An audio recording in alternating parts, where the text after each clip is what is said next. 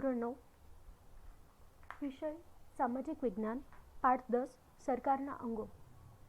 સરકારના અંગો વિશે તમે થોડી માહિતી આગળના ધોરણમાં શીખી ગયા છો. સરકારના મુખ્ય 3 અંગો છે: ધારાસભા, કારોબારી અને ન્યાયતંત્ર. આજે તેમનો અરસપરસ જે સંબંધ છે તેના વિશે અભ્યાસ કરવાનો છે. આગળ 11મો પાઠ છે જે ન્યાયતંત્ર પર આધારિત છે. આજે સરકારના અંગોમાં ધારાસભા, કારોબારી વિશે સમજવાનું છે, જેમાં બંધારણમાં વડાપ્રધાન, રાષ્ટ્રપતિ, ઉપરાષ્ટ્રપતિ, વહીવટીમંડળ કેવી રીતે નિમણૂક કરવામાં આવે છે, કેવી રીતે ચૂંટણી થાય છે, તેના વિશે વધારે માહિતી મેળવવાની છે. આ પાઠ આપણા રોજિંદા જીવન માટે ખૂબ જ ઉપયોગી છે, જે સીધી રીતે અસર કરે છે. તમને થશે કેવી રીતે? તો તમને ખબર છે, ભારતના નાગરિકને વોટ આપવાનો અધિકાર હોય છે અને વોટના આધારે સરકારનું નિર્માણ થાય છે. અને સરકાર જે રચાય છે તેનું વહીવટી મંડળ હોય છે, તે આપણા રિલેટેડ જેટલા પણ ડિસિઝન લે છે. જેમ કે તમે જોઈ શકો છો, અત્યારની જે સરકાર છે જેને ઘણા ડિસિઝન લીધા છે, જેની સીધી અસર આપણા ઉપર થાય છે, જેમ કે નોટબંધી છે ને એ બધા સીધા આપણા સાથે સંકળાયેલા હોય છે. એટલા માટે આ પાઠને સમજવું અગત્યનું છે, કારણ કે તે આપણા જીવન સાથે સંકળાયેલું છે. વોટ આપતી વખતે આપણે ધ્યાન રાખવું જોઈએ કે કઈ સરકાર કઈ રીતના નિર્ણયો લે છે, તેના આધારે આપણે વોટ આપી શકીએ. અને કઈ રીતે વડાપ્રધાનની નિમણૂક થાય છે, કઈ રીતે પ્રધાનમંડળ રચાય છે, તેની પણ માહિતી આ પાઠમાંથી મળે છે. ઘણા વિદ્યાર્થીઓને પોલિટિક્સમાં ઇન્ટરેસ્ટ નથી હોતો, તો એમના માટે આ થોડું બોરિંગ લાગે છે, પરંતુ આ સીધું આપણા જીવન સાથે સંકળાયેલું છે અને ભવિષ્યમાં કામનું છે તમારા માટે, એટલે આને સમજવું ખૂબ જ અગત્યનું થાય છે. આજે આપણે વાત કરીશું સરકારના અંગોની. આપણે જાણીએ છીએ સરકારના 3 અંગો છે: ધારાસભા, કારોબારી અને ન્યાયતંત્ર. આ 3 અંગોની રચના કેવી રીતે થાય છે, શું કાર્ય છે, તેમની સત્તા કઈ કઈ છે, કઈ કઈ સત્તા તેમને આપવામાં આવી છે અને તેમનો અરસપરસ સંબંધ શું છે, તેના વિશે આજે આપણે જાણવાનું છે. રાજ્યના મૂળભૂત હેતુમાં એક હેતુ કાયદો અને વ્યવસ્થાની જાળવણી દ્વારા લોકોની સુખાકારી અને સલામતી સાધવાનો છે. યાદ રાખજો, રાજ્યના મૂળભૂત હેતુઓમાં એક હેતુ કયો છે? તો કાયદો અને વ્યવસ્થાની જાળવણી દ્વારા લોકોની સુખાકારી અને સલામતી સાધવાનો છે. આપણે બધા જાણીએ છીએ, અત્યારે આપણી રક્ષા કરવાનું કામ છે, આપણી જે વ્યવસ્થા સાચવે છે, બધા નિર્ણયો લે છે, આપણું ડેવલપમેન્ટ વધારે ને વધારે થાય, સુખાકારી થાય. અત્યારે પણ આજની જે ભારત અને ચીનની પરિસ્થિતિ છે, એમાં ભારતના લોકોની સલામતી સાધવા માટે સરકાર શું કરે છે? પ્રયત્ન કરે છે. એટલે યાદ રાખજો, આ રાજ્યના મૂળભૂત હેતુમાંથી એક હેતુ છે, જે કાયદો અને વ્યવસ્થાની જાળવણી કરવાની, લોકોની સુખાકારી અને સલામતી સાધવાનો પ્રયત્ન કરવામાં આવ્યો છે. લોકોનું સર્વતોમુખી કલ્યાણ સાધીને. સર્વતોમુખી શબ્દને સમજો. સર્વતોમુખી એટલે સંપૂર્ણ રીતે કલ્યાણ સધાય, તેમના સ્વાતંત્ર્ય અને મૂળભૂત હકોનું જતન અને રક્ષણ કરવાનો છે. આપણને મળેલા જ છે, આપણને ખબર પણ છે, આગળના પાઠમાં આપણે શીખી ગયા છે કે આપણને મૂળભૂત હકો મળેલા છે, સ્વતંત્રતા, સમાનતા અને વિભિન્ન હક મળ્યા છે. તેનું જતન અને રક્ષણ કરવાનું કાર્ય પણ કરે છે. રાજ્યના ગતિશીલ વિકાસની સિદ્ધિ અર્થે સરકારના 3 અંગોમાં ધારાસભા, કારોબારી, ન્યાયતંત્ર વચ્ચે પરસ્પર ઐક્ય, સહકાર અને સંકલન સ્થાપિત કરીને સરકાર અસરકારક કાર્યક્ષમ શાસન કરી શકે છે. યાદ રાખજો, આ 1 માર્કમાં પૂછાય. કઈ રીતે સરકાર અસરકારક અને કાર્યક્ષમ શાસન સ્થાપી શકે છે? તો સરકારના 3 અંગો ધારાસભા, કારોબારી અને ન્યાયતંત્ર પરસ્પર ઐક્ય, સહકાર અને સંકલન સ્થાપિત કરી અને સરકાર અસરકારક અને કાર્યક્ષમ શાસન સ્થાપી શકે છે. ધારાસભા ધારા એટલે કે કાયદા ઘડવાનું કાર્ય કરે છે, જ્યારે કારોબારી ઘડેલા કાયદાનો અમલ કરવાનું અને ન્યાયતંત્ર કાયદાનો ભંગ કરનારને સજા અથવા દંડ કરવાનું કાર્ય કરે છે, જેના વિશે આપણે પહેલાં પણ શીખી ગયા છીએ.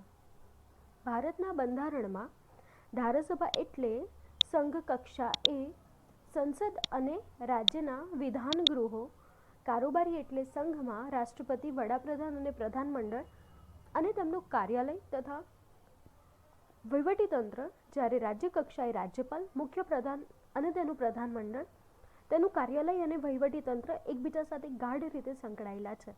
જે આપણે જાણીએ જ છે કે કેન્દ્ર અને રાજ્ય તે બંને એકબીજા સાથે સંકળાયેલા છે. આપણે જોઈ લીધું હતું, રાજ્યપાલની નિમણૂક રાષ્ટ્રપતિ દ્વારા કરવામાં આવે છે, તેવી માહિતી મેળવી હતી. એટલે કેન્દ્રનું સીધું ધ્યાન અને કંટ્રોલ રાજ્યો ઉપર તો હોય જ છે. આ ઉપરાંત એવી પરિસ્થિતિ સર્જાય જ્યાં રાજ્યને કેન્દ્રની જરૂર પડે છે, ત્યારે કેન્દ્ર કાર્ય કરે છે, મદદ કરે છે. આમ તે એકબીજા સાથે ગાઢ રીતે સંકળાયેલા હોય છે. જ્યારે ન્યાયતંત્રમાં સર્વોચ્ચ અદાલત ટોચ પર છે, રાજ્યમાં વડી અદાલત અને તેના હાથ નીચેની તાબાની અદાલતો, જિલ્લા ન્યાયાલય અને વિશેષ ખાસ અદાલતો છે. આમ ન્યાયતંત્ર, ધારાસભા અને કારોબારી બંનેથી તદ્દન અલગ, સ્વતંત્ર અને સુરક્ષિત અને સુગ્રથિત છે. આપણે જાણીએ છીએ કે ન્યાયતંત્ર, ધારાસભા અને કારોબારીથી ભિન્ન છે, અલગ છે, સ્વતંત્ર છે અને સુગ્રથિત છે, એટલે જ બધા પોતાની જાતે નિર્ણયો લઈ શકે છે. ભારતમાં જુદા જુદા ઘટક રાજ્યોનું બનેલું એક સંઘ રાજ્ય છે. ખાસ યાદ રાખજો, ઘણામાં મિસ્ટેક કરે છે કે ભારતને રાજ્ય સમજી બેસે છે, પણ ના, ભારત દેશ જ છે, પરંતુ ભારત જુદા જુદા ઘટકો અને રાજ્યોનું બનેલું છે અને એક સંઘ રાજ્ય છે. રાજ્યો સંઘમાં છે, એકબીજા સાથે જોડાયેલા છે અને બધા રાજ્યો જોડાઈ અને ભારતનું નિર્માણ થયું છે. કોઈ ઘટક રાજ્ય સ્વતંત્ર અને સાર્વભૌમ નથી. રાજ્યને સ્વતંત્રતા અને સાર્વભૌમતા અલગથી નથી મળી. સંઘ રાજ્ય છે, પણ કોઈ પણ ઘટક રાજ્ય છે, એટલે કોઈ પણ રાજ્ય સ્વતંત્ર નથી, એ દેશથી અલગ સ્વતંત્ર નથી. ભારતમાં સંઘ અને રાજ્ય કક્ષાએ સંસદીય પદ્ધતિની રાજ્ય સરકારો વચ્ચે સત્તા વિશ્લેષણના સિદ્ધાંત મુજબ સત્તાનું વિશ્લેષણ થયો હોવાથી ધારાસભા અને કારોબારી વચ્ચે પરસ્પર ગાઢ અને પરસ્પરાવલંબી સંબંધો છે. જ્યારે ન્યાયતંત્રનું અલગ, સ્વતંત્ર, નિષ્પક્ષ એવું વિશિષ્ટ સ્થાન છે. હવે સમજો, ધારાસભામાં આપણે એ સમજ્યા કે કાયદા બનાવે છે અને કારોબારી કાયદાનો અમલ કરાવે છે, અને ન્યાયતંત્ર આ બધાથી અલગ છે. આટલી આપણે માહિતી મેળવી. વાતને સમજો કેવી રીતે. તમને લોકોને ખબર છે, જે પ્રધાનમંડળની નિમણૂક થઈ છે, એટલે કે લોકસભા અને રાજ્યસભાના જેટલા પણ સભ્યો છે, એ બધા જ ધારાસભા એટલે કે કાયદો બનાવવામાં ખૂબ જ અગત્યનો ભાગ ભજવે છે. તમને લોકોને ખબર જ છે, હમણાં જ જમ્મુ કાશ્મીરને ભારતનું અભિન્ન અંગ બનાવવા માટે જે કલમોને હટાવવામાં આવી હતી, 370ની કલમ લઈ લો, તો એ બધામાં લોકસભાના સભ્યોનો પણ એટલો જ સહકાર અને સહયોગ મળ્યો છે, જેના લીધે જ આ કલમ હટી હતી. મુસ્લિમ સ્ત્રીઓને જે ટ્રિપલ તલાકનો જે મુદ્દો હતો, એના ઉપર જે કાયદો બનાવવામાં આવ્યો છે, તે પણ કારોબારી દ્વારા જ બનાવવામાં આવ્યો છે. કારોબારીમાં જે પ્રધાનમંડળ છે, જે સભ્યો છે, તે બધાએ મળીને જ આ કાયદો બનાવ્યો છે. એટલે હું વાત કરું છું લોકસભા અને રાજ્યસભાના સભ્યોની. બિલ હોય છે જે લોકસભામાંથી અને રાજ્યસભામાંથી પસાર થઈ જાય છે અને તે ખરડો બને છે, અને જ્યારે રાષ્ટ્રપતિની સહી થાય છે ત્યારે તે કાયદો બને છે. આવી માહિતી આપણે પહેલાં પણ સમજી લીધી છે. એટલે અહીંયાથી ખબર પડે કે ધારાસભા અને કારોબારી પરસ્પર એકબીજા સાથે ગાઢ અને પરસ્પરાવલંબી એટલે એકબીજા પર આધારિત, પરસ્પર અવલંબન એટલે એકબીજા પર આધારિત સંબંધો ધરાવે છે. ન્યાયતંત્ર પદ્ધતિ અલગ છે, ભિન્ન છે, સ્વતંત્ર છે, નિષ્પક્ષ છે અને વિશિષ્ટ છે. 1 માર્કના સવાલમાં પૂછાય એટલે યાદ રાખજો. હવે સત્તા વિશ્લેષણનો સિદ્ધાંત. રાજ્ય વતી સરકાર જે કાર્ય કરે છે તે એકબીજાથી જુદા છે. ત્રણેય અંગોના કાર્યો એકબીજાથી ભિન્ન તથા દરેક કાર્યમાં વિશેષ પ્રકારની નિપુણતાની જરૂર પડે છે. એટલે આપણે કોઈ પણ કાર્ય કરવું હોય તો તેમાં નિપુણતા જોઈએ. એટલે કે જુદા જુદા અંગો દ્વારા, જુદી જુદી વ્યક્તિઓ દ્વારા કાર્ય થવા જોઈએ અને છેલ્લે દરેક અંગે પોતાનું અલગ કાર્ય કરવું જોઈએ. સત્તા વિશ્લેષ થવાથી સત્તાના બેફામ ઉપયોગની સંભાવના ઘટે છે. જુદો જુદો વ્યક્તિ જુદું જુદું કાર્ય કરશે તો વિકેન્દ્રિતા હશે, કોઈ એક જગ્યાએ કેન્દ્રિત નહીં હોય, તેથી સત્તાનો બેફામ ઉપયોગ થવાની સંભાવના ઘટી જશે. કારણ કે દરેક વ્યક્તિ વિભિન્ન કાર્ય પોતાની રીતે અલગ અલગ કરે છે, જેથી સત્તાનો ઉપયોગ મર્યાદિત પ્રમાણમાં થશે. ત્રણેય અંગોના કાર્ય થકી સરકારનો વહીવટ સરળ અને કાર્યક્ષમ બને તે માટે તેમની વચ્ચે સત્તાનો વિશ્લેષ કરવો જરૂરી છે. એટલે કે જેટલા પણ કાર્યો છે અને જેટલું પણ વહીવટ છે તે કાર્યક્ષમ બનાવવા માટે સત્તાનો વિશ્લેષ આવશ્યક છે. એક્ઝામમાં પૂછાય સત્તાનો વિશ્લેષ શા માટે જરૂરી છે, તો એનો આન્સર આ થશે જે ઉપરની લીટે આપણે વાંચી. ઉદાહરણ આપ્યું છે કે દાખલા તરીકે ધારાસભાને કાયદો ઘડવાની સત્તા છે, તે તેનો દુરુપયોગ ન કરે તેથી કારોબારી અને ન્યાયતંત્રને કેટલીક એવી સત્તા હોય છે જેથી તે ધારાસભાને નિયંત્રણમાં રાખે છે. યાદ રાખજો, એટલે જ બધે સત્તાનું વિભાજન કરેલું છે જેથી તેનો દુરુપયોગ થાય નહીં. તે જ રીતે કારોબારી પર ધારાસભા અને ન્યાયતંત્ર દ્વારા અંકુશ મૂકવામાં આવ્યો છે. તે જ રીતે ન્યાયતંત્રને ધારાસભા અને કારોબારી પર નિયંત્રણ મૂકવાની કેટલીક સત્તા આપવામાં આવી છે. આમ એકબીજા ઉપર કેટલીક સત્તા આપવામાં આવી છે જેથી તેઓ યોગ્ય રીતે કાર્ય કરી શકે અને અંકુશ પણ આપવામાં આવ્યો છે. પહેલી વાત છે ધારાસભાની. ભારત સંસદીય લોકશાહી ધરાવતું પ્રજાસત્તાક રાજ્ય છે. સંસદ છે, તમને ખબર છે, લોકસભા અને રાજ્યસભા તે સંસદ છે આપણી, લોકશાહી છે અને પ્રજાસત્તાક રાજ્ય છે. પ્રજાના હાથમાં સત્તા છે અને સંઘ રાજ્ય છે, એટલે અહીંયા શબ્દ આપ્યો છે પ્રજાસત્તાક રાજ્ય છે. લોકોનું પ્રતિનિધિત્વ સંઘ કક્ષાએ સંસદમાં અને રાજ્ય કક્ષાએ વિધાનસભામાં જોવા મળે છે. દેશની મહત્વની અને સર્વોપરી સંસ્થા સંસદ છે. ભારતીય સંસદમાં રાષ્ટ્રપતિ, ઉપરાષ્ટ્રપતિ, રાજ્યસભા અને લોકસભાનો સમાવેશ થાય છે. ધારાસભાના મુખ્ય બે પ્રકાર છે: એકગૃહી ધારાસભા અને દ્વિગૃહી. એકગૃહીમાં જ્યાં ધારાસભા એક જ ગૃહની બનેલી હોય તેને એકગૃહી કહેવાશે. દ્વિગૃહી ધારાસભામાં જ્યાં ધારાસભા બે ગૃહની બનેલી હશે તેને દ્વિગૃહી આપણે કહીશું. સંઘ કેન્દ્ર કક્ષાએ ધારાસભાનું ઉપલું ગૃહ રાજ્યસભા છે. ઉપલું ગૃહ રાજ્યસભા છે અને નીચલું ગૃહ લોકસભા છે. યાદ કરવાની ટ્રીક મેં આવી આપી હતી. ઉપલું 3 અક્ષર છે તો રાજ્ય 3 અક્ષર થશે અને નીચું 2 અક્ષર એટલે લોક, આમ 2 અક્ષર એટલે યાદ રહેશે. ઉપલું 3 અક્ષર એટલે રાજ્યસભા અને નીચું 2 અક્ષર એટલે લોકસભા. આમ ઉપલું ગૃહ રાજ્યસભા અને નીચલું ગૃહ લોકસભા થશે. રાજ્ય કક્ષાએ ધારાસભા, વિધાનસભા અને વિધાન પરિષદ એમ 2 ગૃહો છે. મોટાભાગના રાજ્યમાં એક જ ગૃહ છે, વિધાનસભા હોય છે. બિહાર, ઉત્તર પ્રદેશ, મહારાષ્ટ્ર જેવા કેટલાક રાજ્યોમાં વિધાન પરિષદ પણ હોય છે. આમ યાદ રાખજો, ઇમ્પોર્ટન્ટ છે. રાજ્ય કક્ષાએ ધારાસભામાં, વિધાનસભા અને વિધાન પરિષદ એમ 2 ગૃહો છે. મોટાભાગના રાજ્યમાં એક જ ગૃહ છે, વિધાનસભા. જ્યારે બિહાર, ઉત્તર પ્રદેશ, મહારાષ્ટ્ર જેવા કેટલાક રાજ્યોમાં વિધાન પરિષદ પણ હોય છે. ગુજરાતમાં ખાલી એક જ ગૃહ છે, વિધાનસભા જ છે, વિધાન પરિષદ આવેલી નથી. એટલે યાદ રાખજો, જે રાજ્યનો વિસ્તાર મોટો હોય છે ત્યાં આગળ 2 ગૃહ હશે, વિધાનસભા અને વિધાન પરિષદ. આપણે એક જ ગૃહ છે, વિધાનસભા. આપણે બધા જાણીએ છીએ વિઠ્ઠલભાઈ નામની વિધાનસભા આવેલી છે ગાંધીનગરમાં, જેના વિશે તમારે પાઠ સંસ્કૃતમાં અહીં માહિતી ગાંધીનગર વિશેની આવી ગઈ હતી. તેમાં આ પાઠનો ઉલ્લેખ થયેલો છે અને આ શબ્દનો ઉલ્લેખ પણ છે. ધોરણ 8ના સંસ્કૃતમાં સિલેબસ જોશો તો તમને ખ્યાલ આવી જશે. એમાં આ વિગત હતી જ આપણા વિધાનસભાની. હવે પહેલું છે કેન્દ્ર કક્ષાએ ધારાસભા, સંસદ, લોકસભા. લોકસભા એ સંસદનું નીચલું ગૃહ છે. એટલે યાદ રાખવાની ટ્રીક કીધી, નીચું તો લોક, આમ 2 અક્ષર હશે તો યાદ રાખજો. લોકસભા નીચલું ગૃહ. લોકસભામાં સભ્ય પ્રત્યક્ષ મતદાનથી ચૂંટાયેલા લોકોના પ્રતિનિધિ છે. લોકસભામાં સભ્યની સંખ્યા 545 છે, જેમાં 2 સભ્ય એગ્લો ઇન્ડિયન સમુદાયના પ્રતિનિધિ છે, જેમની પસંદગી રાષ્ટ્રપતિ કરે છે. એક માર્કના સવાલો છે કે લોકસભાના સભ્યોની સંખ્યા 545, 2 સભ્યો એગ્લો ઇન્ડિયન છે, સમુદાય છે તેના હશે અને તેની પસંદગી રાષ્ટ્રપતિ કરશે. રાષ્ટ્રપતિ એ સંસદનો એટલે કે લોકસભા અને રાજ્યસભાનો ભાગ છે. રાષ્ટ્રપતિ સંસદમાં સંસદની પ્રથમ બેઠકનું ઉદ્ઘાટન, પ્રવચન અને સંસદની સંયુક્ત બેઠકને સંબોધન કરે તે સિવાય ક્યારેય હાજરી આપતા નથી. ખાસ યાદ રાખજો, રાષ્ટ્રપતિ વિશેની જે ટૂંક નોંધ પૂછે એમાં પણ તમારે આ વાક્ય ઉમેરવું હોય તો ઉમેરી શકાશે. રાષ્ટ્રપતિ એ સંસદનો ભાગ છે. એટલે જ્યારે સૌથી પહેલી વાર લોકસભા અને રાજ્યસભાની જ્યારે બેઠક થશે ને ત્યારે ઉદ્ઘાટન માટે અને સ્પીચ આપવા માટે એટલે કે પ્રવચન માટે રાષ્ટ્રપતિ ત્યારે આવે છે અને ત્યાં બેઠેલા લોકસભાના સભ્યો અને રાજ્યસભાના સભ્યોને સંબોધિત કરશે.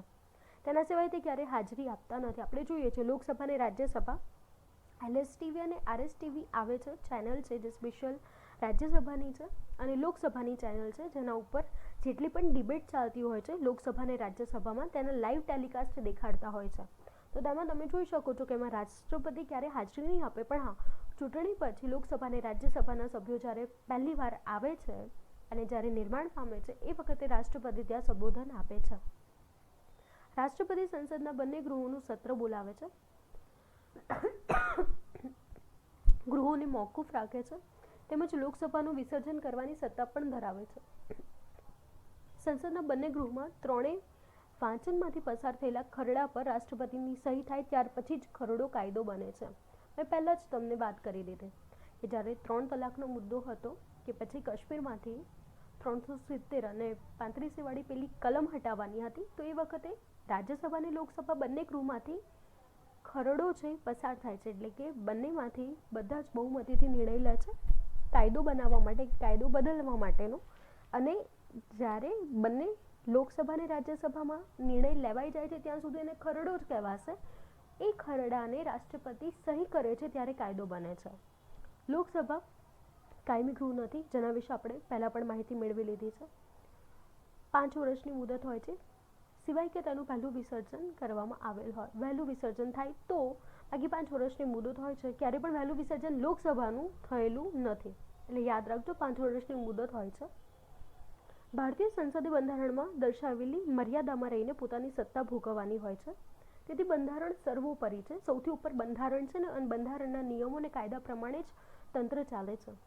સંસદ નથી. સંસદે ઘડેલા કાયદા બંધારણીય જોગવાઈઓનો ભંગ થતો હોય, વિસંગત હોય તો અદાલતમાં પડકારી શકાય છે. એટલે જો કોઈ કાયદો એવો બનાવ્યો હોય જે બંધારણની જોગવાઈનો ભંગ કરતો હોય, બંધારણથી વિપરીત હોય, તો આપણે અદાલતમાં તેને પડકારી શકીએ છીએ.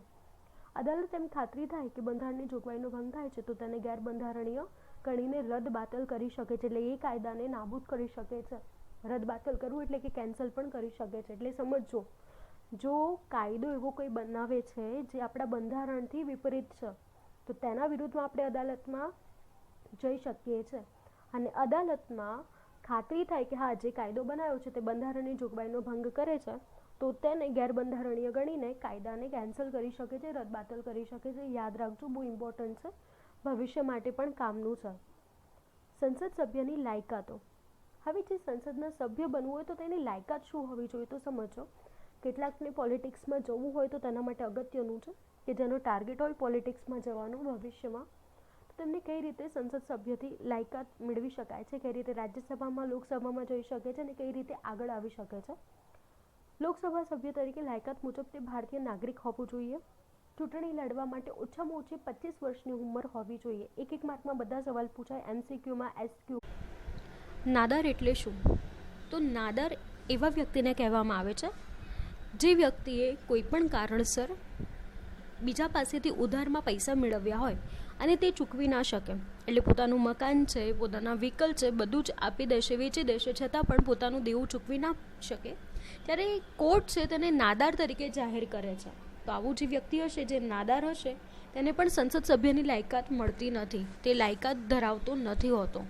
આ ઉપરાંત કોઈની માનસિક સ્થિતિ અસ્થિર હશે, માનસિક રીતે સક્ષમ નહીં હોય તેવા વ્યક્તિને પણ સંસદ સભ્યની લાયકાત પ્રાપ્ત થતી નથી. એટલે કે સંસદ સભ્ય તરીકે તે ચૂંટણીમાં ઊભું રહી શકતો નથી. આ ઉપરાંત તે કેન્દ્ર અને રાજ્ય સરકારમાં સવેતન હોદ્દો ધરાવતો ન હોવો જોઈએ. એટલે કે કેન્દ્ર કે રાજ્ય સરકારમાં ક્યાંય પણ ગવર્મેન્ટમાં નોકરી કરતો હોવું ના જોઈએ. જો નોકરી કરતો હશે તો તે સંસદ સભ્યની લાયકાત ધરાવશે નહીં. સક્ષમ અદાલત દ્વારા ગુનેગાર પુરવાર થયેલ ન હોય તેવી જ વ્યક્તિ સંસદમાં ઉમેદવારી કરી શકશે. એટલે ગુનેગાર પુરવાર થયેલું ન હોય તેવી જ વ્યક્તિને સંસદની ઉમેદવારી પ્રાપ્ત થશે. યાદ રાખજો, કોને મળશે? તો ગુનેગાર પુરવાર થયેલું ન હોય તેવા વ્યક્તિને જ સંસદમાં ઉમેદવારી પ્રાપ્ત થશે. આ બધા એક માર્કના સવાલ છે, ખરા ખોટામાં પૂછાય. સંસદની 2 બેઠકો વચ્ચે 6 માસથી વધુ સમયગાળો પસાર ન થાય તે રીતે ગૃહની બેઠક બોલાવવાની હોય છે. 6 માસથી વધારેનો સમયગાળો પસાર થયેલો ન હોવો જોઈએ. આ રીતે 2 બેઠકો બોલાવવાની રહેશે. લોકસભાનું વિસર્જન વડાપ્રધાનની સલાહથી જ રાષ્ટ્રપતિ કરી શકે છે. એટલે રાષ્ટ્રપતિને જો લોકસભાનું વિસર્જન કરવું હશે તો કોની સલાહ લેવી પડશે? વડાપ્રધાનની સલાહ લેવી પડશે. જે ગૃહનો સભ્ય તે વ્યક્તિ તે ગૃહની કાર્યવાહીમાં ભાગ લઈ શકે છે અને મતદાન કરી શકે છે. પરંતુ મંત્રીમંડળનો કોઈ સભ્ય સંસદના નીચલા ગૃહનો સભ્ય ન હોય તો તે પણ તે બંને ગૃહની ચર્ચામાં ભાગ લઈ શકે છે, સંબોધન કરી શકે છે. પરંતુ જે ગૃહમાં સભ્ય હોય તે જ ગૃહમાં તે મતદાન કરી શકે છે. બહુ જ ઇમ્પોર્ટન્ટ છે, વાત સમજજો. સત્તા પક્ષ અને વિરોધ પક્ષ 2 હોય છે, તમને લોકોને ખબર જ છે. હવે સત્તા પક્ષમાં કોઈ કાયદો બનાવવો હોય છે ત્યારે ખરડો પસાર કરવાનો હોય છે, જેની પદ્ધતિ આગળ તમને પાઠમાં આપી છે, જેમાં સમજવાનું છે તમારે. મેં પહેલાં પણ ખરડા વિશે તમને સમજાવ્યું છે કે જ્યાં સુધી કાયદો નથી બનતો ત્યાં સુધી તે મુદ્દો ખરડો તરીકે બોલાય છે અને ખરડો પસાર કરવામાં આવે છે. હવે વાતને સમજો, જ્યારે ખરડો પસાર કરવાનો હોય છે ત્યારે વિરોધ પક્ષને પણ ચર્ચા વિચારણા કરવાનો પૂરો હક હોય છે. તો આ સમયગાળા દરમિયાન મંત્રીમંડળમાં તે નીચલા અને ઉપલા ગૃહ એટલે કે લોકસભા અને રાજ્યસભા બંનેના ચર્ચામાં ભાગ લઈ શકે છે, બંનેમાં સંબોધન કરે છે, વાતચીત કરે છે, સમજાવે છે પોતાના ખરડાને લઈને. પરંતુ જે ગૃહમાં સભ્ય હશે તે જ ગૃહમાં તે મતદાન કરી શકે છે. સમજી ગયા? હવે યાદ રાખજો, 1 માર્કનો સવાલ પૂછાય કે લોકસભામાં ગુજરાતની કેટલી બેઠક છે? તો ગુજરાતની 26 બેઠકો છે અને લોકસભાની મુદત 5 વર્ષની હોય છે. અગાઉ રાષ્ટ્રપતિ તેને વિખેરી શકે છે અને રાષ્ટ્રીય કટોકટીમાં તે 1 વર્ષ સુધી લંબાવી શકે છે. યાદ રાખજો, રાષ્ટ્રીય કટોકટી શું છે? તો ગુજરાતમાં ઘણીવાર રાષ્ટ્રીય કટોકટી થઈ છે. એટલે કે જે સત્તા છે તે બધી જ રાષ્ટ્રપતિના હાથમાં ગુજરાતની આવી જાય છે. ગુજરાતમાં પહેલાં કોમી હુલ્લડો થતા હતા, તો તે સમયગાળામાં રાષ્ટ્રપતિ હતા તે આપણા બંને ગૃહો જે છે, વિધાનસભા છે આપણી, તેને શું કરતા હતા? વિસર્જન કરી દેતા હતા. અને વિસર્જન થતાં મુખ્યમંત્રીની જે સત્તા છે બધી રહેતી નથી, બધી જતી રહે છે ને બધી જ સત્તા રાષ્ટ્રપતિના હાથમાં આવી જાય છે, જેને કટોકટી કહેવામાં આવે છે, જેના વિશે પણ આગળ પાઠમાં ડિટેલમાં આપેલું છે, તેમાં વધારે સમજીશું. યાદ રાખજો, એક માર્કનો સવાલ છે એટલે ટીક કર્યું છે. હવે આગળ ભણીએ.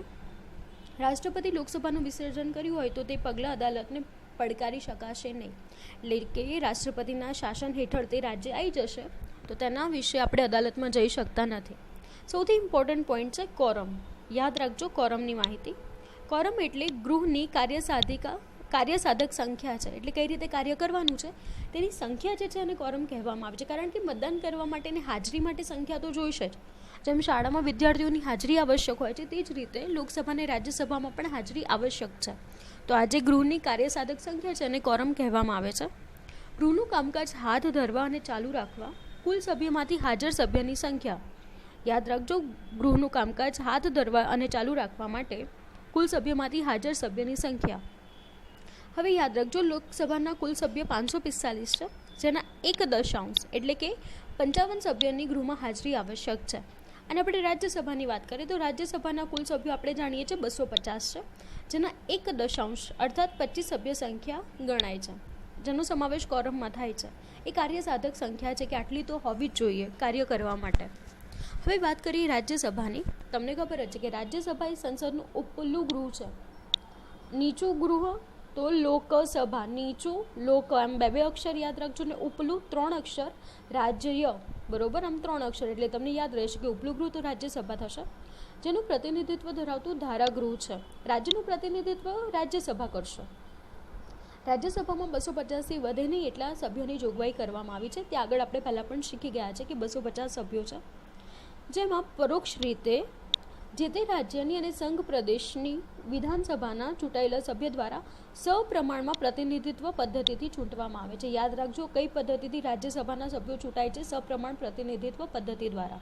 અને પરોક્ષ રીતે રાજ્યસભામાં ચૂંટાયેલા સભ્યની સંખ્યા 238 છે, જે આપણે જાણીએ છીએ. બાકીના 12 સભ્યો રાષ્ટ્રપતિ દ્વારા નિયુક્ત કરેલા સભ્યો છે, જેમાં સાહિત્ય, વિજ્ઞાન, કલા, સાંસ્કૃતિક, રમતગમત અને સમાજ સેવા જેવા ક્ષેત્રો અને વિશેષ જ્ઞાન, વ્યવહારુ અનુભવ વગેરેનો સમાવેશ થાય છે. કે જે લોકો સાહિત્ય સાથે સંકળાયેલા છે, વિજ્ઞાન, કલા, સાંસ્કૃતિક, રમતગમત, સમાજ સેવામાં સંકળાયેલા હશે તેવા 12 વ્યક્તિઓની રાષ્ટ્રપતિ નિમણૂક કરે છે રાજ્યસભાના સભ્ય તરીકે. કોઈ એક વ્યક્તિ એક સાથે 2 ગૃહનો સભ્ય રહી શકતો નથી. એ કાં તો લોકસભાનો રહેશે કાં તો રાજ્યસભાનો રહેશે. યાદ રાખજો, ઇમ્પોર્ટન્ટ પોઈન્ટ છે. અને આ ખાલી જગ્યામાં પૂછાઈ શકે છે, ખરા ખોટામાં પૂછાઈ શકે છે, વિકલ્પોમાં પણ પૂછાઈ શકે છે. રાજ્યસભાના સભ્ય થવું હોય તો કઈ લાયકાત જોઈએ? તો યાદ રાખજો, રાજ્યસભાના સભ્ય થવા માટે વ્યક્તિ ભારતીય નાગરિક હોવો જોઈએ, 30 વર્ષ કે તેથી વધારે ઉંમર ધરાવતું હોવું જોઈએ, નાદાર, માનસિક રીતે અસ્થિર મગજનું, સજા પામેલ ગુનેગાર હોવી જોઈએ નહીં. જે ઉપર આપણે માહિતી શીખ્યા હતા તેની તે જ માહિતી અહીં આગળ રજૂ કરવામાં આવી છે. ખાલી ઉંમર બદલાય છે, અહીં આગળ 30 વર્ષની ઉંમરથી વધારે ઉંમર જોઈએ. સરકારી સંસ્થામાં સવેતન કે નફાકારક કોઈ હોદ્દો ધરાવતી હોવી જોઈએ નહીં. રાજ્યસભામાં ગુજરાતને 11 બેઠકો ફાળવવામાં આવી છે. યાદ રાખજો, રાજ્યસભામાં ગુજરાતને 11 જ બેઠકો આપવામાં આવી છે. રાજ્યસભા કાયમી ગૃહ છે, જેની માહિતી તમે પહેલાં પણ મેળવી લીધી છે આગળના પાઠમાં. એનું વિસર્જન થતું નથી, વિખેરી શકાતું નથી. રાજ્યસભામાં 1/3 સભ્યો દર બીજા વર્ષે નિવૃત્ત થાય છે. આટલી સંખ્યામાં જ નવા સભ્યોની ચૂંટણી થશે. આમ રાજ્યસભામાં સભ્ય વધુમાં વધુ 6 વર્ષ માટે સભ્ય રહી શકશે અને ફરીથી પછી ચૂંટણી લડશે અને ફરીથી પસંદગીના પાત્ર બનશે અને ફરીથી રાજ્યસભામાં સભ્ય બનશે. આમ તેનો સમયગાળો 6 વર્ષનો હોય છે. સંસદના બંને ગૃહોમાં સામાન્ય રીતે વર્ષમાં 3 સત્ર મળે છે. યાદ રાખજો, કેટલા સત્ર મળે છે બંને ગૃહોમાં? તો 3. અંદાજપત્ર, જેમાં બજેટ રજૂ કરવામાં આવે છે, ચોમાસું સત્ર અને શિયાળુ સત્ર. આમ 3 સત્ર છે. નામ યાદ રાખજો, 1 માર્કમાં પૂછે. કયા કયા છે? ફરીથી અંદાજપત્ર, ચોમાસું સત્ર અને શિયાળુ સત્ર. ભારતના ઉપરાષ્ટ્રપતિ હોદ્દાની રૂએ રાજ્યસભાના ચેરમેન છે. એટલે ઉપરાષ્ટ્રપતિ છે તે રાજ્યસભાના ચેરમેન એટલે કે સભાપતિ છે. રાજ્યસભાનું સંચાલન કોણ કરે છે? તો ઉપરાષ્ટ્રપતિ કરે છે. જ્યારે ડેપ્યુટી ચેરમેનની ચૂંટણી રાજ્યસભાના સભ્યો પોતાનામાંથી જ કરશે. ડેપ્યુટી ચેરમેન એટલે કે ઉપસભાપતિ છે, એટલે કે જ્યારે સભાપતિ નથી હોતા, ગેરહાજર હોય છે, ત્યારે ઉપસભાપતિ હોય છે તે કાર્ય કરે છે. તેની ચૂંટણી પણ રાજ્યસભાના સભ્યો પોતાનામાંથી જ કરે છે. ઇમ્પોર્ટન્ટ છે, યાદ રાખજો. રાજ્યસભાના પ્રથમ ચેરમેન કોણ છે? તો ડૉક્ટર સર્વપલ્લી રાધાકૃષ્ણન હતા. એક માર્કમાં પૂછાય, યાદ રાખજો. લોકસભાના સ્પીકર અધ્યક્ષ. તમારે લોકસભા જોવી હોય તો LS TV, લોકસભા ટીવી જે આવે છે એની ચેનલ જ છે આખી, જેમાં લોકસભાની બેઠકો અને લોકસભામાં કઈ રીતે ચર્ચા વિચારણા કરવામાં આવે છે તે જોઈ શકાય છે. જ્યારે તમે LS TV જુઓ છો, જે સમયગાળો હોય છે 11 વાગ્યા પછીનો સમય હોય છે, જેમાં બધા સંસદ સભ્યો લોકસભાના બેસે છે અને કોઈપણ મુદ્દાની ચર્ચા વિચારણા કરે છે, પ્રશ્નોત્તરી કરે છે. તો ત્યાં આગળ તમે જોઈ શકો છો, ત્યાં વચ્ચોવચ્ચ બધા બેઠા હોય છે. ત્યાં ઊંચી ગાદી ઉપર એક વ્યક્તિ બેઠા હોય છે, જે લોકસભાના સ્પીકર હોય છે. લોકસભાનું તે કામકાજ વ્યવસ્થિતપણે અને ચોક્કસ નીતિ નિયમો પ્રમાણે ચાલે છે કે નહીં, ગૃહમાં શાંતિ, શિસ્ત, વ્યવસ્થા, ગૃહનું ગૌરવ જાળવવાનું કામ લોકસભાના સ્પીકરનું જ હોય છે. એટલે જ્યારે પણ ઘણીવાર આપણે જોઈએ છીએ કે વિરોધ પક્ષ હોય છે, સત્તા પક્ષના કોઈ મુદ્દાનો વિરોધ લોકસભામાં કરે છે, તે વખતે શિસ્ત અને વ્યવસ્થા જાળવવાનું કામ લોકસભાના અધ્યક્ષ એટલે કે સ્પીકર કરે છે. હવે આપણને નવાઈ લાગશે કે આ લોકસભાના સ્પીકર બને છે કેવી રીતે, તો સમજો. લોકસભાના સભ્યો પોતાનામાંથી જ અધ્યક્ષ અને ઉપાધ્યક્ષને ચૂંટે છે. ઉપાધ્યક્ષ એટલા માટે કે જ્યારે અધ્યક્ષની ગેરહાજરી હશે ત્યારે ઉપાધ્યક્ષ છે તે સંચાલન કરે છે, એટલા માટે. અધ્યક્ષ લોકસભાની બેઠકો દરમિયાન ગૃહનું અધ્યક્ષ પદ સંભાળશે અને કાર્યવાહીનું સંચાલન અને નિયમન કરશે. અધ્યક્ષ સભ્યો પાસે લોકસભામાં શિસ્ત પાલનની અપેક્ષા રાખે છે. ગૃહની મર્યાદાના રક્ષક છે, બધી મર્યાદા તેમના હાથમાં છે, તે રક્ષા કરે છે. તેમના નિર્ણયો ગૃહમાં આખરી અને અંતિમ છે. છેલ્લે નિર્ણયો બધા તેમના જ અંતિમ હોય છે. કેટલા સમયગાળા માટે ગૃહ ચાલશે, કેટલા સમયગાળા માટે ગૃહ બંધ રહેશે, તે બધો જ નિર્ણય લોકસભાના સ્પીકર કરે છે. હવે યાદ રાખજો, સૌથી ઇમ્પોર્ટન્ટ પોઈન્ટ છે કે અધ્યક્ષ કોઈ પણ રાજકીય પક્ષના સભ્ય કે પક્ષનું પીઠબળ ધરાવતા હોઈ શકે છે, પરંતુ ચૂંટાયા પછી ગૃહની કાર્યવાહી તટસ્થ અને નિષ્પક્ષ રીતે ચલાવવાની રહે છે. મોટાભાગે જે સત્તા પક્ષ હોય છે તેમાંથી જ અધ્યક્ષ બને છે. હાલની તારીખમાં પણ આપણા લોકસભાના સ્પીકર છે ઓમ બિરલા કરીને છે, જે ભાજપના છે અને ભાજપમાંથી જ તેમને લોકસભાના સ્પીકર બનાવવામાં આવ્યા છે. પરંતુ લોકસભાના સ્પીકર બન્યા પછી તે કોઈ એક પક્ષના રહેતા નથી, તે તટસ્થ અને નિષ્પક્ષ રીતે પોતાનું કાર્ય કરે છે. લોકસભાના વિસર્જન કે ભંગ માટે અધ્યક્ષની મુદત પણ પૂરી થાય છે. આમ નવી લોકસભાની રચના થશે ત્યારે તેઓ હોદ્દા પર ચાલુ રહે છે. યાદ રાખજો, તેમનો પણ સમયગાળો હોય છે નિશ્ચિત. 14 દિવસની નોટિસથી લોકસભાના સભ્યો સાદી બહુમતીના ઠરાવ પસાર કરીને સ્પીકરને હોદ્દા પરથી દૂર કરી શકે છે. યાદ રાખજો, સ્પીકરને હોદ્દા પરથી કઈ રીતે દૂર કરવામાં આવે છે, તો 14 દિવસની નોટિસ આપીને પછી દૂર કરવામાં આવે છે. લોકસભા કે ધારાગૃહમાં થતા ભાષણો, ટીકાઓ અધ્યક્ષને ઉદ્દેશીને જ થાય છે. ખાસ યાદ રાખજો, હંમેશા જ્યારે સત્તા પક્ષને વિરોધ પક્ષ પોતાના પ્રશ્નોત્તરી કરે છે, એટલે કે વિરોધ પક્ષ સવાલો પૂછે છે, સત્તા પક્ષ જવાબો આપે છે, તો તેમનું મુખ્ય સંબોધન અને ઉદ્દેશીને કોને કરવામાં આવશે? અધ્યક્ષને. જે પણ વાતચીત કરવામાં આવે છે અધ્યક્ષને કહેવામાં આવે છે અને અધ્યક્ષ થ્રુ દરેક વાતચીત થાય છે, સીધી વાતચીત કરવામાં આવતી નથી. સંસદના બંને ગૃહમાં કાર્યવાહી અંગ્રેજી કે હિન્દીમાં થઈ શકે છે, પરંતુ બંને ભાષા ન જાણનાર સભ્ય માતૃભાષામાં સંબોધવાની પરવાનગી અધ્યક્ષ આપી શકે છે. એટલે અધ્યક્ષ કહેશે ત્યારે તે માતૃભાષામાં સંબોધન કરી શકે છે.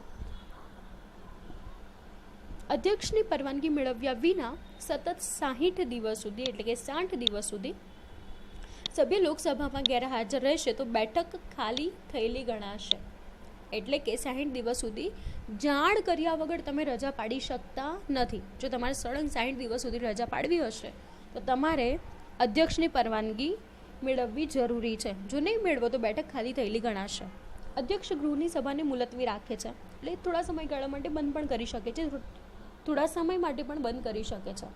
હવે નિર્ણાયક મત એ અધ્યક્ષના હાથમાં છે, જેને કાસ્ટિંગ વોટ અથવા નિર્ણાયક મત કહેવાય છે. હવે સમજો, બહુ ઇમ્પોર્ટન્ટ પોઈન્ટ છે કે કાસ્ટિંગ વોટ કોને કહેવાશે, નિર્ણાયક મત કેવી રીતે કહેવાશે, કે આપણા સંસદમાં કઈ રીતે મત આપવામાં આવે છે. ગૃહની કોઈ કાર્યવાહીમાં જ્યારે કોઈ પ્રશ્ન, બાબત કે સમસ્યા અંગે ખડા પર ચર્ચા વિમર્શના અંતે નિર્ણય વખતે તરફેણમાં કે વિરોધમાં સરખા મત પડે ત્યારે અધ્યક્ષ પોતાનો નિર્ણાયક મત આપે છે. યાદ રાખજો, નિર્ણાયક મત ક્યારે આપે છે? તો જ્યારે ચર્ચા વિમર્શના અંતે તરફેણમાં અને વિરોધમાં બંનેમાં સરખા મત થશે ત્યારે નિર્ણાયક મત આપશે. એટલે બંને બાજુ સરખા છે, સત્તા પક્ષ અને વિરોધ પક્ષના. તો તેવા સમયગાળામાં ગૃહમાં મતદાનમાં તેઓ આમ ભાગ નથી લઈ શકતા, પણ પોતાનો નિર્ણાયક મત આપવા માટે તે ભાગ લેશે અને તેમનો જ મત નિર્ણાયક ગણાશે અને જેના આધારે ખરડો પસાર થશે. આવી પરિસ્થિતિ ક્યારે આવેલી જ નથી હોતી. એટલે નિર્ણાયક મત જે છે તે આપવાનો કોઈ દિવસ કોઈ પણ અધ્યક્ષને વારો આવ્યો નથી. હંમેશા સત્તાપક્ષ અને વિરોધ પક્ષ પોતાના મંતવ્ય પ્રમાણે મત આપે છે અને પછી તે ખરડો પસાર થાય છે. યાદ રાખજો, સારો સવાલ છે, 1 માર્કનો સવાલ છે કે લોકસભાના પ્રથમ અધ્યક્ષ કોણ હતો? તો કોણ છે? ગણેશ વાસુદેવ માવડંકર. યાદ રાખજો નામ, કોણ છે? ગણેશ વાસુદેવ માવડંકર. તે લોકસભાના પ્રથમ અધ્યક્ષ હતા. અધ્યક્ષની ગેરહાજરીમાં ઉપાધ્યક્ષ ગૃહની બેઠકનું સંચાલન કરે છે. આપણે જાણીએ છીએ અધ્યક્ષ અને ઉપાધ્યક્ષ બંનેની ગેરહાજરીમાં ગૃહના સંચાલન સંબંધે વિવિધ રાજકીય પક્ષના પીઢ અનુભવી અને સંસદીય પ્રક્રિયાના જાણકાર એવા તજજ્ઞ સભ્યોમાં એક સ્પીકર્સ પેનલ તૈયાર કરવામાં આવે છે. હવે યાદ રાખજો, અધ્યક્ષ પણ ગેરહાજર, ઉપાધ્યક્ષ પણ ગેરહાજર, બંનેની ગેરહાજરીમાં સંચાલન કરવું હોય એના માટે સ્પીકર્સ પેનલ તૈયાર કરવામાં આવેલી છે, જેમના દ્વારા આ સંચાલન લોકસભાનું થશે. ખાસ યાદ રાખજો, કોના દ્વારા થશે? બંનેની ગેરહાજરીમાં સ્પીકર્સ પેનલ દ્વારા. 1 માર્કમાં સવાલ પૂછાય એવો છે. હવે ઇમ્પોર્ટન્ટ છે, ખરડો એટલે કે વિધેયક ક્યારે કાયદો બની શકે? LSTV અને RSTV એટલે કે રાજ્યસભા ટીવી અને લોકસભા ટીવી જે જોતું હશે કે કદાચ ચેનલ ફેરવતા નજરમાં આવી ગયું હશે તો તેને જોયું હશે કે જ્યારે પણ કોઈ કાયદો બનવાનો છે તો સૌથી પહેલાં બંને ગૃહમાં તેની ચર્ચા વિચારણા થશે, વાતચીત થશે, જેની અલગ અલગ પદ્ધતિ છે. અલગ અલગ રીતે ગૃહમાં રજૂઆત થાય છે. રજૂઆત થયા પછી, ચર્ચા વિચારણા થયા પછી, પ્રશ્નો અને તેના ઉત્તરો આપ્યા પછી મતદાન થાય છે અને તેમાંથી તે ખરડો પસાર થાય છે. એટલે મતદાન બાદ પણ ખરડો પસાર થયેલો જ ગણાય છે. જ્યારે રાષ્ટ્રપતિની સહી કરવામાં આવે ત્યારે જ તે કાયદો બને છે. આમ યાદ રાખજો, ખરડાની વ્યાખ્યા આપી છે, જેને વિધેયક પણ કહેવાય છે. કાયદા માટેની દરખાસ્તને ખરડો કહેવામાં આવે છે. કોને કહેવાશે? તો કાયદા માટેની દરખાસ્તને ખરડો કહેવાશે. હવે યાદ રાખજો, સંસદ વર્તમાન કાયદામાં સુધારવાનું, નવા કાયદા ઘડવાનું, જૂના અને અપ્રસ્તુત કાયદાને રદ કરવાનું બધું કાર્ય સંસદ જ કરે છે. તમે જોઈ શકો છો, આ ટ્રિપલ તલાકનો મુદ્દો છે કે આપણા બંધારણની એક કલમ છે જે હટાવવાની હતી. કઈ? જમ્મુ કાશ્મીરવાળી. તો તે હટાવવામાં મુખ્ય યોગદાન સંસદ સભ્યનું જ છે, કારણ કે તેઓ ખરડો પસાર કર્યો. પસાર થયા પછી રાષ્ટ્રપતિએ સહી કરી, જેના બાદ બંધારણમાં જે કલમ હતી જમ્મુ કાશ્મીરને વિશિષ્ટ સભ્ય તરીકે, વિશિષ્ટ રાજ્ય તરીકે રજૂ કરવામાં આવ્યું હતું, તે બંધ થઈ ગયું હતું. આ ઉપરાંત તેને જેટલી પણ ફેસિલિટી આપવામાં આવી હતી, તમે જાણો છો કઈ ફેસિલિટી હતી, તમને એકવાર કહી દઉં છું. 370ની જે કલમ હતી ને 35Aની કલમ હતી, બધા જાણે જ છે કે ત્યાં જન્મ પામેલો વ્યક્તિ, જમ્મુ કાશ્મીરમાં જન્મ પામેલો વ્યક્તિ કે ત્યાંની કોઈ પણ સ્ત્રી છે, દીકરી છે, તો તેમને તે રાજ્યની નાગરિકતા પણ મળે છે. આમ એક જ દેશમાં બે નાગરિકતા, ભારત દેશની પણ નાગરિકતા અને જમ્મુ કાશ્મીરમાં જન્મ લીધો છે તે રાજ્યની પણ નાગરિકતા મળે છે. તમને ખબર હશે, જમ્મુ કાશ્મીરનો અલગથી ધ્વજ હતો. આ ઉપરાંત જમ્મુ કાશ્મીરની છોકરી છે, જો તે પાકિસ્તાનના છોકરા સાથે લગ્ન કરે છે તો આપોઆપ તેને ભારતની અને પાકિસ્તાનની નાગરિકતા મળે છે. જે છોકરા સાથે લગ્ન થયા છે તે પાકિસ્તાનના છોકરાને આપોઆપ ભારતની નાગરિકતા મળી જાય છે. આ ઉપરાંત તમને આ માહિતી પણ નથી કે જો જમ્મુ કાશ્મીરની છોકરી ભારતના કોઈ છોકરા સાથે લગ્ન કરે છે તો ભારતના છોકરા સાથે લગ્ન કરતાં તે જમ્મુ કાશ્મીર રાજ્યની નાગરિકતા ગુમાવે છે. આવા કાયદા બનાવેલા હતા જેને રદ કરવામાં આવ્યા છે. તો તે માટે સંસદના સભ્યો જવાબદાર છે કે તેમણે ખરડો પસાર કર્યો અને અંતે રાષ્ટ્રપતિ દ્વારા સહી કરવામાં આવી અને આ ખરડો કાયદો બન્યો હતો. હવે વાત કરી લઈએ ખરડા વિશે. તો સામાન્ય ખરડો હોય છે, નાણાકીય ખરડો અને બંધારણીય સુધારાનો ખરડો નીચે મુજબની પ્રક્રિયા દ્વારા કાયદાનું સ્વરૂપ લેશે. કોઈપણ ખરડાને સંસદના બંને ગૃહમાં કોઈપણ એક ગૃહમાં રજૂ કરી શકાય છે. બંનેમાંથી કોઈ એક ગૃહમાં રજૂ થશે. ખરડો પ્રધાન અથવા ગૃહના કોઈ સભ્ય દ્વારા રજૂ થઈ શકે છે. એટલે જેને ખરડો પસાર કરે છે તો તે ખરડો પ્રધાન, એટલે કે જે વ્યક્તિ છે જે ખરડો પસાર કરશે તે પ્રધાન અથવા ગૃહનું કોઈ પણ સભ્ય તેની રજૂઆત કરે છે. સંસદના બંને ગૃહોમાં સુધારા વિના કે સુધારા સાથે સંમતિ આપેલી હોય તેવા સુધારાઓ સહિત કોઈ ખરડાને ગૃહ દ્વારા સંમતિ અપાયેલી ન હોય ત્યાં સુધી ખરડો સંસદના બંને ગૃહમાંથી પસાર કરેલ હોવાનું ગણાશે નહીં. એટલે બંનેમાંથી સંમતિ અપાયેલી હોવી જોઈએ. એકમાંથી સંમતિ અપાશે પણ બીજામાંથી નહીં અપાય તો તે ખરડો પસાર થયેલો ગણાશે નહીં. સંસદમાં વિચારાધીન કોઈ ખરડો ગૃહના સત્રની સમાપ્તિના કારણે રદ થશે નહીં. એટલે કે ગૃહનું જે સત્ર છે તે પૂરું થઈ ગયું તો તે રદ થશે નહીં. રાજ્યસભામાં વિચારાધીન હોય અને લોકસભામાં પસાર ન કરેલો હોય તો તેવો ખરડો લોકસભાના વિસર્જન થતાં રદ થશે નહીં. ખાસ યાદ રાખજો, કેમ કે અહીંયા કન્ફ્યુઝિંગ છે. આગળ એક સેન્ટેન્સ છે જેમાં તમને કન્ફ્યુઝન થશે.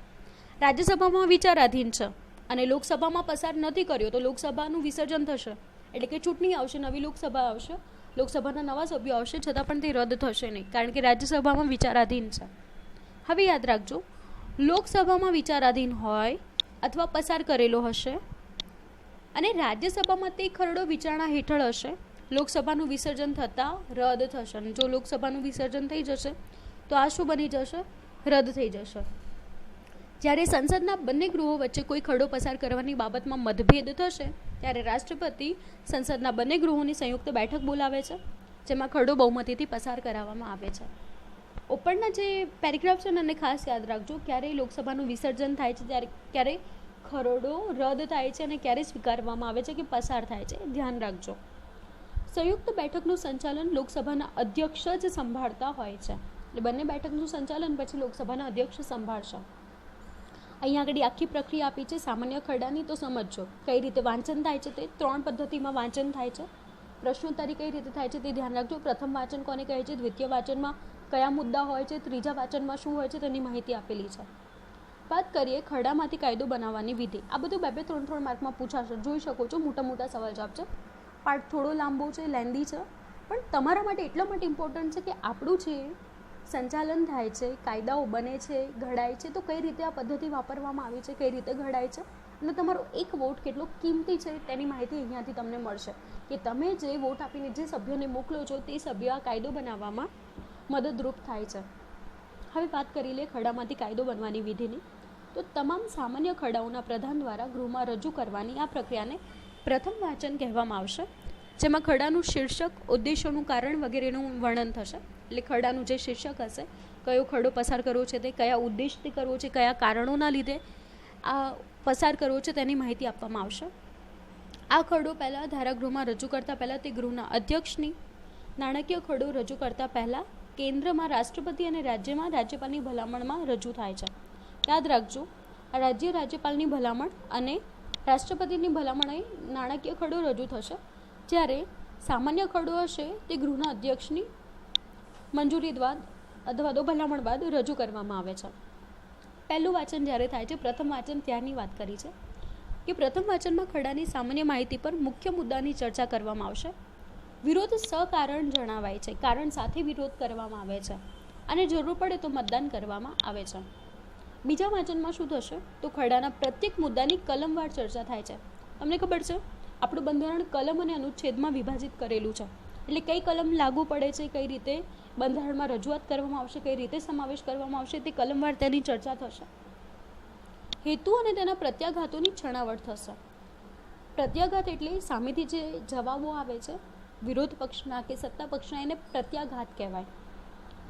જનતા, જૂથ, સમૂહો, સંસ્થાઓના વિરોધ પક્ષના અભિપ્રાયોના આધારે સુધારા કરવામાં આવશે. કોના આધારે તો યાદ રાખજો, સુધારા શેમાં થશે? જનતા, જૂથો, સમૂહો કે સંસ્થાના વિરોધ પક્ષના અભિપ્રાય દ્વારા, અને અંતે તેના પર મતદાન થશે.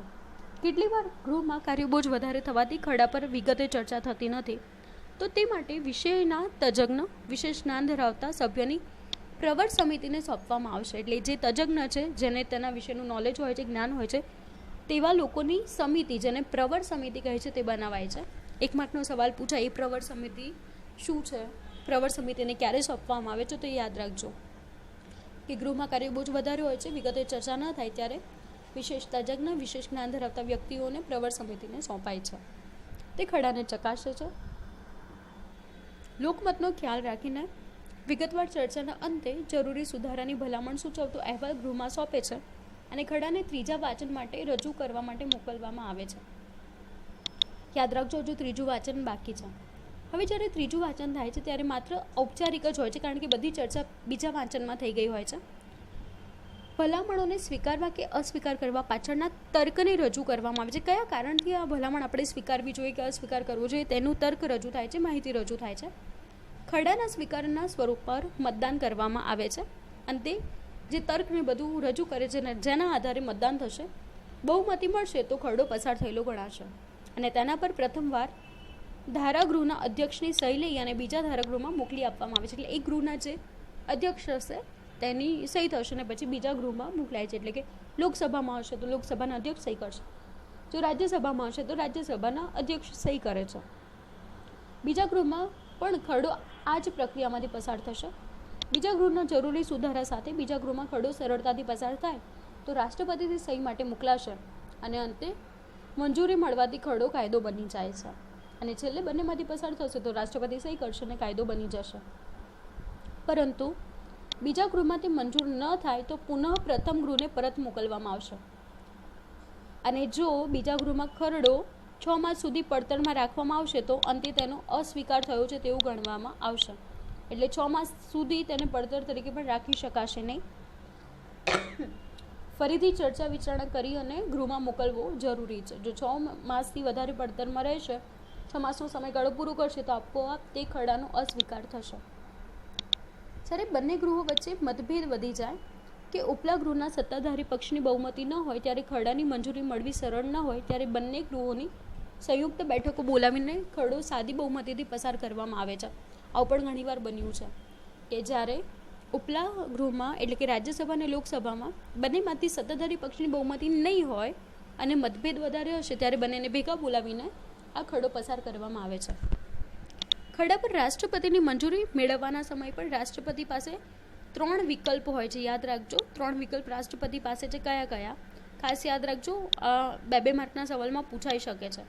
ખરડા પર સહી કરીને મંજૂરી આપે, ખરડો પોતાની પાસે રાખી મૂકશે અથવા તો પુનઃ વિચારણા માટે સંસદમાં પરત મોકલશે. હવે આજે ખરડાને મંજૂરી આપવામાં આવી છે ને એને કાયદોને સરકારી ગેઝેટમાં પ્રકાશિત કરવો પડે. એટલે કે સરકારના જેટલા પણ મેગેઝિન આવતા હોય તો તેનામાં રજૂઆત કરવી પડે ને ક્યારથી અમલમાં આવશે ને તેની તારીખ પણ તેમને જણાવવી પડે છે. આમ દર્શાવેલ તારીખથી તેનો અમલ શરૂ થઈ જશે તે જણાવવું પડે છે. વાત કરીએ બંધારણમાં સુધારાની. બંધારણમાં કોઈ સુધારો કરવો હોય તો ખરડાને ગૃહમાં રજૂ કરવામાં આવે ત્યારે પ્રત્યેક ગૃહના કુલ સભ્યની સંખ્યાની બહુમતી તેમજ હાજર રહેલા મતદાન કરનાર 2/3 સભ્યોની બહુમતી અનિવાર્ય છે. અને કેન્દ્ર અને રાજ્યના સંબંધને સ્પષ્ટી બાબતમાં ફેરફારને લગતી રાજ્યને સ્પષ્ટી હોય તેવા ભારતીય સંઘના અડધા કરતાં ઓછા નહીં એટલે કે ઘટક રાજ્યની વિધાનસભાની મંજૂરી પણ અનિવાર્ય છે. કારણ કે આખું બંધારણ બદલવાનું છે એટલા માટે.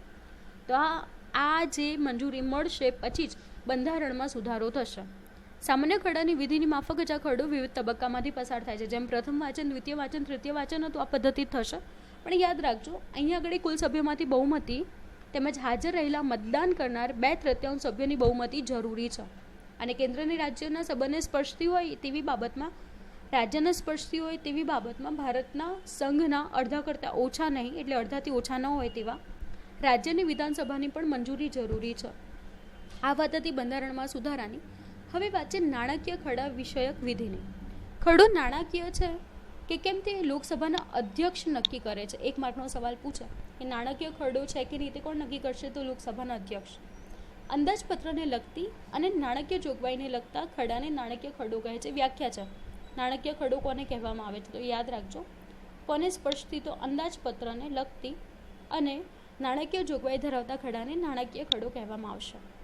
કેન્દ્રનું અંદાજપત્ર નાણામંત્રી મોટા ભાગે 28મી ફેબ્રુઆરીએ જ લોકસભામાં રજૂ કરે છે. યાદ રાખજો કઈ તારીખે? મોટા ભાગે 28 ફેબ્રુઆરીએ લોકસભામાં રજૂ થાય છે.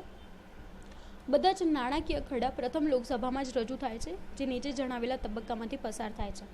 આ નાણાકીય ખરડો પસાર કરવાના તબક્કા છે. યાદ રાખજો, બંને ભેગા ના કરતા. સામાન્ય ખરડો રજૂ કરવાના તબક્કા અલગ છે. બંધારણ રજૂ કરવાના સામાન્ય ખરડાના જેવી જ વિધિ છે, ખાલી બહુમતીમાં ફરક છે. જ્યારે આની અંદર પદ્ધતિ અલગ થાય છે. લોકસભામાં રજૂ થતા નાણાકીય ખરડા ઉપર 2-3 દિવસ પ્રાથમિક ચર્ચા થાય છે. યાદ રાખજો, 2-3 દિવસ પ્રાથમિક ચર્ચા હોય છે.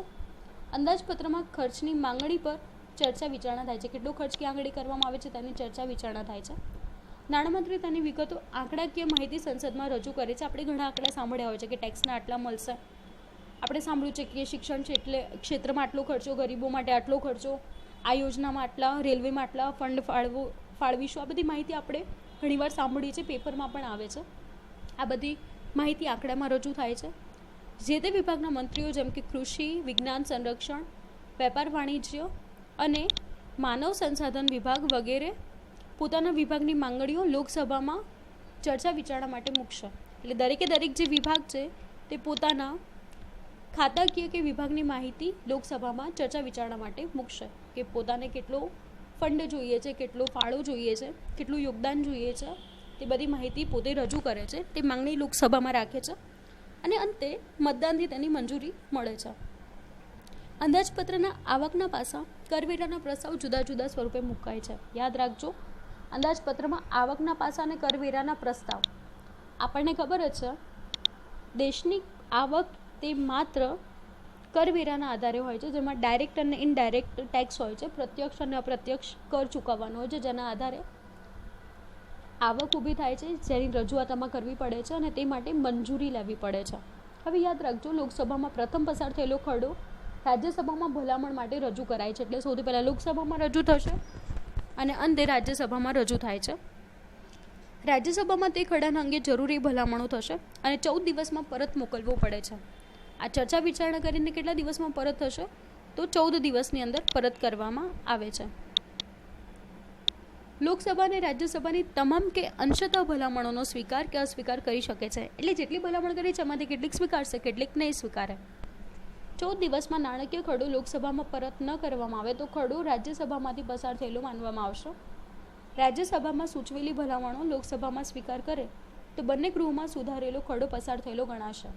પરંતુ જો રાજ્યસભાની ભલામણોનો લોકસભા અસ્વીકાર કરશે તો લોકસભામાં પુનઃ મૂળ સ્વરૂપે પસાર કરે તો તે નાણાકીય ખરડો બંને માટે પસાર થયેલો ગણાશે. યાદ રાખજો કઈ રીતે બંનેમાં પસાર થયેલો ગણાશે. તો આખો મુદ્દો યાદ રાખજો, પરીક્ષામાં પૂછાય એવો છે કે નાણાકીય ખરડો બંનેમાં પસાર થયેલો કઈ રીતે ગણાશે અથવા તો પ્રક્રિયા શું છે. આમ નાણાકીય બાબતમાં રાજ્યસભાની સત્તા મર્યાદિત થઈ જાય છે, લોકસભાની સત્તા વધારે હોય છે અને મોટાભાગે સત્તાપક્ષમાં લોકસભાની બેઠકો વધારે હોય છે રાજ્યસભાની સરખામણીમાં. આ રીતે વિવિધ પ્રક્રિયાના અંતે બંને ગૃહમાંથી પસાર થયેલા નાણાકીય ખરડાને રાષ્ટ્રપતિની મંજૂરી માટે રજૂ કરવામાં આવે છે. આમ નાણાકીય ખરડા પર રાષ્ટ્રપતિએ મંજૂરીની મહોર મારવી જ પડે છે. જો અંદાજપત્ર ગૃહમાં પસાર થાય નહીં તો સરકારે રાજીનામું આપવું પડે. એટલે રાષ્ટ્રપતિની મંજૂરી જરૂરી છે. જો મંજૂરી નહીં આપે તો રાજીનામું આપવું પડે છે. આ ઉપરાંત ધારાગૃહમાં દેશમાં સામાજિક, આર્થિક, રાજકીય, સંરક્ષણ, સલામતી તેમજ વિદેશી સંબંધને લગતા પ્રશ્નોની ચર્ચા વિચારણા પણ થાય છે. ધારાગૃહ એટલે સમજી લો છો, લોકસભા અને રાજ્યસભાની વાત કરી છે, જેમાં કયા કયા મુદ્દાને લઈને ચર્ચા વિચારણા થાય છે, જેની રજૂઆત અહીંયા આગળ કરવામાં આવી છે. એક માર્કમાં પૂછાય કે ધારાગૃહમાં કયા કયા પ્રશ્નોની ચર્ચા થાય છે અથવા તો લોકસભા કે રાજ્યસભામાં કયા કયા પ્રશ્નોની ચર્ચા વિચારણા થાય છે.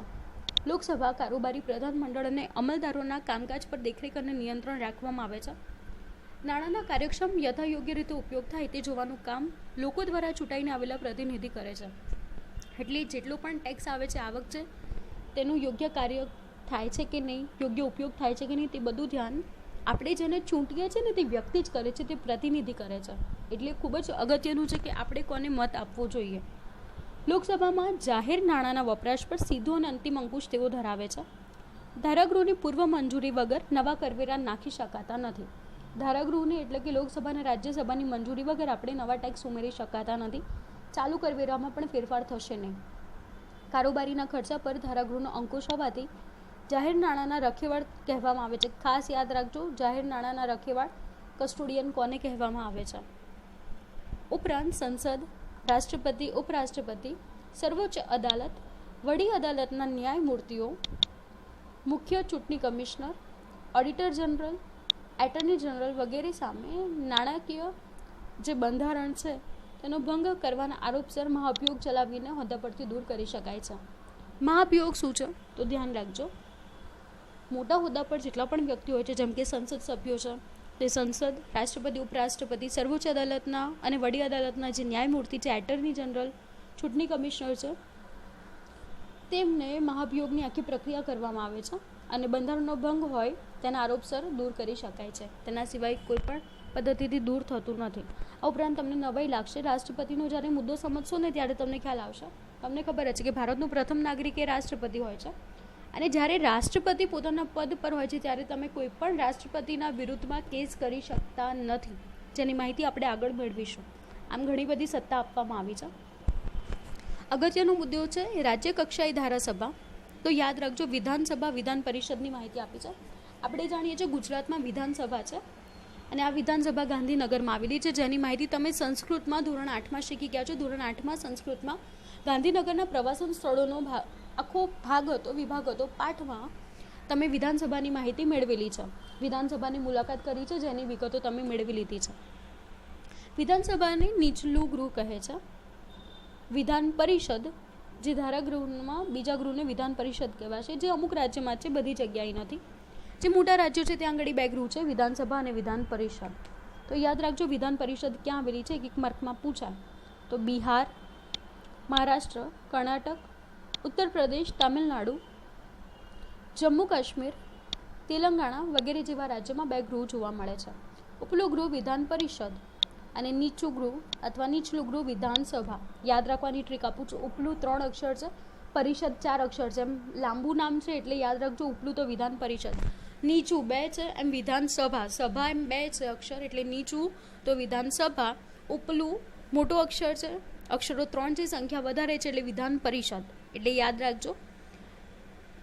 રાજ્યસભાની લોકસભામાં પણ યાદ રહી ગયું હશે, લોકસભા, લોક 2 અક્ષર છે એટલે નીચું ગૃહ, રાજ્ય 3 અક્ષર છે એટલે ઉપલું ગૃહ, ઉપલુંમાં પણ 3 અક્ષર છે એટલા માટે. એ જ રીતે અહીંયા આગળ ઉપલું ગૃહ વિધાન પરિષદ થશે અને નીચું ગૃહ એટલે કે નીચલું ગૃહ વિધાનસભા, સભાના 2 અક્ષર, નીચું એના પણ 2 અક્ષર. આમ વિધાનસભાના નામથી ઓળખાશે. ગુજરાતમાં વિધાન પરિષદ નથી, માત્ર વિધાનસભા જ છે. જુદા જુદા રાજ્યોમાં વિધાનસભાની સંખ્યાનો તફાવત જોવા મળશે. બંધારણની જોગવાઈ મુજબ કોઈપણ વિધાનસભાના સંખ્યા 60થી ઓછી ના હોવી જોઈએ અને 500થી વધારે હોઈ શકે નહીં. 60થી ઓછી પણ નહીં અને 500થી વધારે પણ નહીં. ગુજરાતમાં વિધાનસભાના સભ્યો કેટલા છે તો 182 છે. ખાસ યાદ રાખજો, 1 માર્કમાં પૂછાય અને આપણા જનરલ નોલેજ માટે પણ કામનું છે. આપણે વિધાનસભા માટે કેવા સભ્યની લાયકાત હોવી જોઈએ તો ધ્યાન રાખજો, ભારતનો પહેલા નાગરિક હોવો જોઈએ, 25 વર્ષ કે તેથી વધારે વયનો હોવો જોઈએ, અન્ય કોઈ પ્રકારે કાયદેસર રીતે ગેરલાયક ઠરેલો હોવો જોઈએ નહીં. તો કોઈ પણ પ્રકારે ગેરલાયક હોવો જોઈએ નહીં. આ ઉપરાંત તે વ્યક્તિ વિધાનસભાના સભ્ય તરીકે ઉમેદવારી કરી શકશે. આટલી લાયકાત હશે તો તે ઉમેદવારી પોતાની નોંધાવી શકે છે. હવે વાત કરીએ સમયગાળાની. કેટલા સમયગાળા સુધી તો વિધાનસભા એક કાયમી ગૃહ નથી. યાદ રાખજો, ખરા ખોટામાં પૂછે. તેની મુદત સામાન્ય રીતે 5 વર્ષની હોય છે. વિધાનસભાની મુદત પૂરી થશે ત્યારે વિસર્જન થાય છે. કેટલીક અસામાન્ય પરિસ્થિતિમાં બંધારણીય જોગવાઈ પ્રમાણે સરકાર ચાલી શકે તેમ ન હોય ત્યારે સરકારની રચના થઈ શકે એમ ન હોય ત્યારે રાજ્યપાલ રાષ્ટ્રપતિને ધારાસભાનું વિસર્જન કરવાની ભલામણ મોકલે છે. મેં પહેલાં જ વાત કરી હતી. ગુજરાતમાં ઘણા પહેલાં કોમી હુલ્લડો થઈ ગયા છે. ભાજપની સરકાર 15 વર્ષથી છે જે અહીંયા આગળ સ્થિર સરકાર છે. હું પહેલાંની વાત કરું છું, પહેલાંનો સમયગાળો આઝાદી પછીના. ગુજરાત જ્યારે અલગ થયું, તમને ખબર છે ગુજરાતની રચના 1 મે 1960ના રોજ થઈ હતી. મહારાષ્ટ્ર અને ગુજરાત અલગ રાજ્ય બને છે 1 મે 1960. અને એ પછીના સમયગાળામાં કોમી હુલ્લડો બહુ ફાટી નીકળતા હતા. તો તેવા સમયગાળામાં 2 થી 3 વાર રાષ્ટ્રપતિએ આપણી જે વિધાનસભા છે તેનું વિસર્જન કરેલું છે અને રાષ્ટ્રપતિએ કટોકટી રાજ્યમાં જાહેર કરી છે અને સીધી સત્તા રાષ્ટ્રપતિની હતી. ગુજરાતમાં આવી પરિસ્થિતિ હતી. તેના પછીના સમયગાળા દરમિયાન આપણે જોઈએ છે છેલ્લા 15 વર્ષથી આપણે કટોકટી જોઈ નથી અને એક હતું શાસન ભાજપ સરકાર ચલાવે છે. એટલે યાદ રાખજો, ઇમ્પોર્ટન્ટ પોઈન્ટ છે કે કઈ રીતે વિસર્જન થાય છે ધારાસભાનું. હવે વાત કરીએ રાષ્ટ્રપતિની. તો તે ભલામણ રાજ્યપાલ કોણે મોકલશે? રાષ્ટ્રપતિને. અને રાષ્ટ્રપતિ વિધાનસભાને બરખાસ્ત કરવાની અને પછી રાષ્ટ્રપતિ શાસન પોતે લાદે છે અને રાષ્ટ્રપતિના બદલામાં રાજ્યપાલ રાજ્યનું શું કરે છે? સંચાલન કરે છે. વિધાનસભ્યો તેમનામાંથી જ વિધાનસભાના સરળ સંચાલન માટે અધ્યક્ષ અને ઉપાધ્યક્ષ એટલે કે નાયબ સ્પીકરને ચૂંટે છે. આમ વિધાનસભામાં પણ અધ્યક્ષ અને ઉપાધ્યક્ષ હોય છે જે પોતાનામાંથી જ આવેલા હોય છે. વિધાન પરિષદના સભ્યમાં સ્થાનિક સ્વરાજ્યની સંસ્થાઓ, નોંધાયેલા સ્નાતકો, માધ્યમિક અને ઉચ્ચતર માધ્યમિક શિક્ષકો મતદાર મંડળો દ્વારા ચૂંટાય છે. વિધાન પરિષદના સભ્યો કેવી રીતે ચૂંટાય છે યાદ રાખજો. વિધાન પરિષદના સભ્ય 30 વર્ષ કે તેથી વધારે વયના ભારતીય નાગરિક હોવા જોઈએ. વિધાન પરિષદ એક કાયમી ગૃહ છે, કાયમનું ગૃહ છે. રાજ્યસભાની માફક તેમાં પણ દરેક સભ્ય 6 વર્ષની મુદત સાથે ચૂંટાય છે. એટલે અહીંયા પણ કેટલો ગાળો છે? 6 વર્ષનો. તે રાજ્યસભાની જેમ જ 1/3 સભ્યો બીજા વર્ષે નિવૃત્ત થાય છે. દર બીજા વર્ષે 1/3 લોકો નિવૃત્ત થશે. વિધાન પરિષદ રાખવી કે નહીં તે રાજ્ય સરકાર નક્કી કરે છે કે તમને વિધાનસભા જ રાખવી છે કે વિધાન પરિષદ પણ રાખવી છે. લોકસભાની માફક વિધાનસભા વધારે સત્તા ધરાવે છે. યાદ રાખજો, સૌથી વધારે સત્તા કોણ ધરાવે છે? તો વિધાનસભા. લોક અને સભા એમ 2 અક્ષર છે એટલે યાદ રાખજો. વિધાનસભા લોકસભાની જેમ વધારે સત્તા ધરાવે છે. નાણાકીય તથા સામાન્ય ખરડાઓ રજૂ થાય છે. ખરડાઓ તબક્કાવાર વિવિધ વિધિસર પસાર થશે અને રાજ્યપાલને મંજૂરી માટે મોકલવામાં આવે છે. જેમ આપણે ઉપર તબક્કા જોયા એ રીતે તબક્કાવાર પસાર કરવામાં આવે છે, ચર્ચા વિચારણા થાય છે. રાજ્યપાલની મંજૂરી મળતા તે ખરડો કાયદો બને છે. આ કયા કાયદાની વાત છે? રાજ્ય પૂરતા જ કાયદાની વાત છે, એટલે અહીંયા આગળ કન્ફ્યુઝ ના થતા. કેન્દ્રમાં જે કાયદો બને છે લોકસભા અને રાજ્યસભામાંથી આખા દેશમાં પાલન કરવું પડે છે. જેમ કે આ ટ્રિપલ તલાકનો હતો કે જમ્મુ કાશ્મીરનો હતો, જે બંધારણની કલમ હટાવવાની હતી, બરોબર?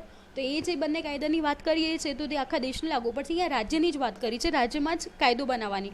હવે એક ઉદાહરણ આપું છું, સમજી લો છો. ગુજરાતમાં દારૂબંધી છે અને બિહારમાં પણ દારૂબંધી છે. તો આ બે રાજ્ય પૂરતો જ આ કાયદો બનેલો છે. તો આ રાજ્ય પૂરતો કાયદો છે તે જે તે રાજ્યના રાજ્યપાલની મંજૂરી દ્વારા જ કાયદો બનશે. આમાં કેન્દ્રની હસ્તક્ષેપ હોતો નથી. રાજ્યના નિર્ણય રાજ્ય કરે છે અને પોતે કાયદા બનાવે છે. હવે વાત કરીએ છીએ કારોબારીની. સરકારનું સૌથી વધુ કાર્યશીલ, સૌથી વધુ પ્રભાવશાળી અને નજર સામે રહેલું અંગ તે કારોબારી છે.